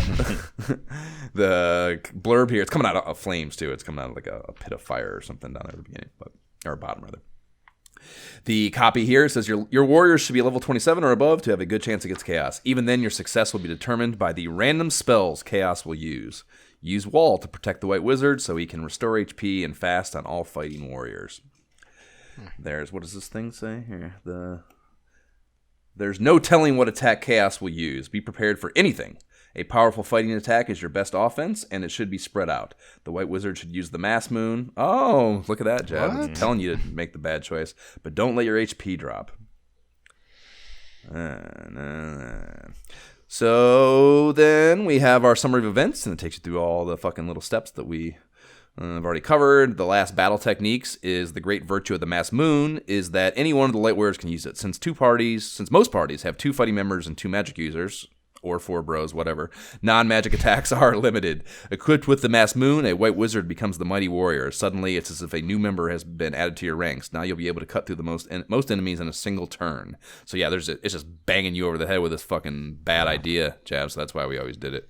Yeah. Again, the party didn't offer any other alternatives, really. I mean, right. Short of like throwing Excalibur in the trash, which is sacrilege. Insane. And they call it the final tip, and I think that's pretty cool. Because what do they call that? The battle techniques, unsolved mysteries. What do they actually call the tip here? Let me find a previous one. Battle technique. No, there's fucking some sort of tip thing they mentioned before. It just says bonus game. Final tip bonus game. Right, no, but I'm saying like I thought they changed the copy on that instead of some other tip, final tip. But no, that actually is not unsolved mystery. Yeah. None of them. There's battle techniques on page 34, but yeah, it's not quite the same thing. Right. Anyways, yes, it is bonus game. So yes, this is the slide puzzle, which I think we mentioned when we first got the ship. Hopefully, I don't know. We might have left it alone so that Jay didn't get anything spoiled. Oh yeah. We might never not have seen this. Not that I would have done it because it's so random and weird, but right. Yep. It is one of those slide puzzles. You push the A button and the B buttons together 55. That's not right. You hold A and then hit B, maybe. You can't have to hit them simultaneously 55 times. That's impossible. Anyways, you do whatever the fuck it is. It's definitely super easy to do. I think you just hold A and then hit B on turbo, basically. While aboard the ship, and the Final Fantasy puzzle game will appear. TM, trademark for that as well. The object of this mind teaser is to move each block into the correct numerical sequence. So yeah, it's one of the, usually these it's lame that it's not. Usually as a kid you got these and it was a picture that you were trying to make. So, very puzzle like in that regard. Here it's just numbers you want to put in order, which is a lot less fun, I think, because you're not trying to get to some end goal satisfaction of seeing a full picture, unfortunately. But it is still cool for it to be there, and even though I don't know if I'm sure I would have done it, actually. Yeah, I want to say, like... Oh, I know I did it one time. Yeah, exactly. There's no reason to actually do it, because it has literally zero payoff, but you still do it just because kids. Yep. So, that's it, and then the fucking index, and the back page, and yada, yada, yada, and that is our Final Fantasy on the Nintendo Entertainment System Sidequest. Quite the undertaking, boys. This is the crowning achievement of this podcast, perhaps. Yeah, definitely. the crowning achievement. How else could you describe it? Right. Okay, well, we're certainly not going to start it now, but do we want to take a moment and talk about maybe what our next one will be while we're here in the arena together? How does this work? Like is it Nintendo only? No. It's just we are kind of keeping it to like timeline accomplished thing or timeline reached games. We're not going to reach out and do Dungeons and Dragons yet or anything, because that hasn't happened in the timeline. And it's quite a ways off still. I think we jumped what do you call it? You jumped the shark? What the fuck's what's that saying? Where you skip something a little bit, or skip ahead a little bit. We did go a little bit ahead for this. I think we were only at the preview stage for when we started this, but close enough. But we don't want to go too far into the future. So yeah, I think of things that we have talked about considering. Jab your hammer on these fucking Game Boy titles, which is weird and kind of not what we're doing. But that doesn't mean they would certainly be out as far as the timeline goes. Like, these games are released now. No, I think, Jay... Maybe not Legend 2, but Legend 1 No, yeah, Legend absolutely. 2 definitely is not. But yeah, Jay, I think we just saw... it might have been just a preview of the first one, I think. Just recently, maybe in the last Nintendo Power, or the one before it. Which is like issue 14, I think we just did. I think there was a preview for it, but not a release yet. So, but by the time... it will be out by the time we'd be starting a new side quest, I think. It's close enough. So, yeah, that would be possible. And like I said, I think that one's doable. I think, but the second one is a lot, man. The second one is a really long, intense game. It is. Wait, the second it's one. not... What are we talking about? You're talking Game Boy? That's so weird. Like, no. What are we talking about? They're really good games. They are really good games. Maybe someday we'll all live probably another few years. So we can. Not if monkeypox has anything to say. Well, monkeypox and Bitcoin dollars, between those two, Jesus Christ, we're never gonna make it. You know what we could do, Josh? We never. There's two games that come immediately to mind. RPGs that we literally tried to play and never actually were able to be successful at, literally at all. One was Crystallis, and the other was Star Tropics. I definitely want to play Star Tropics. Yeah, it's not out yet either. It's coming. Yeah. I don't know. Yeah, I honestly don't know if we'll get to it by the time. It's still ways off. That was I wouldn't call it late Nintendo, but mid Nintendo for sure. And we're still in 19. We're in I think June, July 1990 or something like that. Ish. And yeah, it's not out for another year or so. But yeah, Star Tropics is high because that is one. Yes, that it's. We couldn't get out of the first area. I'll never forget it. It's super fucking weird and opaque.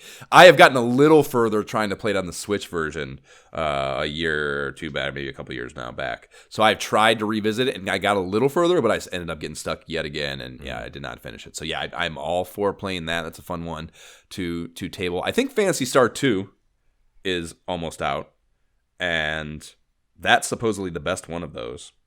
And I think that is a possibility as well. Crystallis is out for sure too, and that is another one that In both I've those, seen actually. it a million times. Yeah, over both and over and those, over. that and Star Tropics, both have a real-time action component to them that we have not introduced to this platform, the Sidequest platform yet. That would be interesting to deal with, because it's a little, it's just it's a completely different format than this. And I mean, I don't want to say they have less of this stuff to parse, story and copy and yada yada yada. But it is a little different. Like the enemies, for example, battling, it's the best. I mean, I don't know. It's still kind of the same, but there's just less. There's less nuance to the enemies because it's real time action. So there's just fewer mechanics to them, and it is a little simpler, even if the storytelling stuff is still there. So that's something to think about. Maybe it's just as far as how much content those games provide us to talk about. Cool. So we're gonna do Final Fantasy Legend 1. Got it. Yeah, we should take a minute and think about all these. I'm not agreeing to any of these crazy RPGs without further. I'm not suggesting we have to decide now. I just want to kind of talk about what the possibilities might be. It's called a cliffhanger in showbiz, guys. In what? Yeah. Okay, so I think I'm not sure there are any other candidates really other than those ones we've brought up. I don't know if anything has enough substance to it to really warrant it. We could, if we want to really open the door, we still have the Legend of Zeldas both. Oh, that's true, yeah. Those are obviously very real-timey, but there's so much going on there with them that perhaps there's enough to deal with. I don't know. Okay, TBD. well, yep, TBD. We'll see. If you want to wait that out with us and find out what we do Sidequest next, you can subscribe to the pod on the platform provided whatever dumbass company that serves up your pottery. Please rate and leave positive shit for the pod on whatever platform you do listen to it on if you enjoy what we're doing, if you enjoy this or any other shit. And the website is nyhentertainment.com /ISOH pod. Email us directly at isohpodcast@gmail.com if you want to make recommendations about what we should Sidequest next. You can follow the pod or put it on our Facebook page. You can follow the pod and Facebook banter with us on the Facebook page that I just mentioned. On our Instagram, we have the subreddit. You can talk shit to us about our gameplay videos on the YouTube. Links to all those will be in the show notes. We don't have a Patreon, but if you like giving money to things podcasters tell you to, and would like to do so at our direction, the Able Gamers Foundation creates custom gaming rigs for gamers with disabilities, and that is cool as fuck. We have t-shirts on the website. One will be coming with that crazy-ass silhouette thing pretty soon. They're dope even now, but they'll be even doper after that comes out. And proceeds on those, after pod expenses, go to Able Gamers. Jab, what are your socials now that we've beaten Final Fantasy? So my Twitter handle is Side. That was good. Jay, what about you? Gentleman JB without the second E is my gamer tag, and where you'll find me on the socials. You can find me on Instagram at MyShiftKeyIsBroke. I'm on Twitter at Josh Folan. My Oculus tag is MyShiftKeyIsBroke. Also, okay, bye, Light Warriors. Light Warriors out.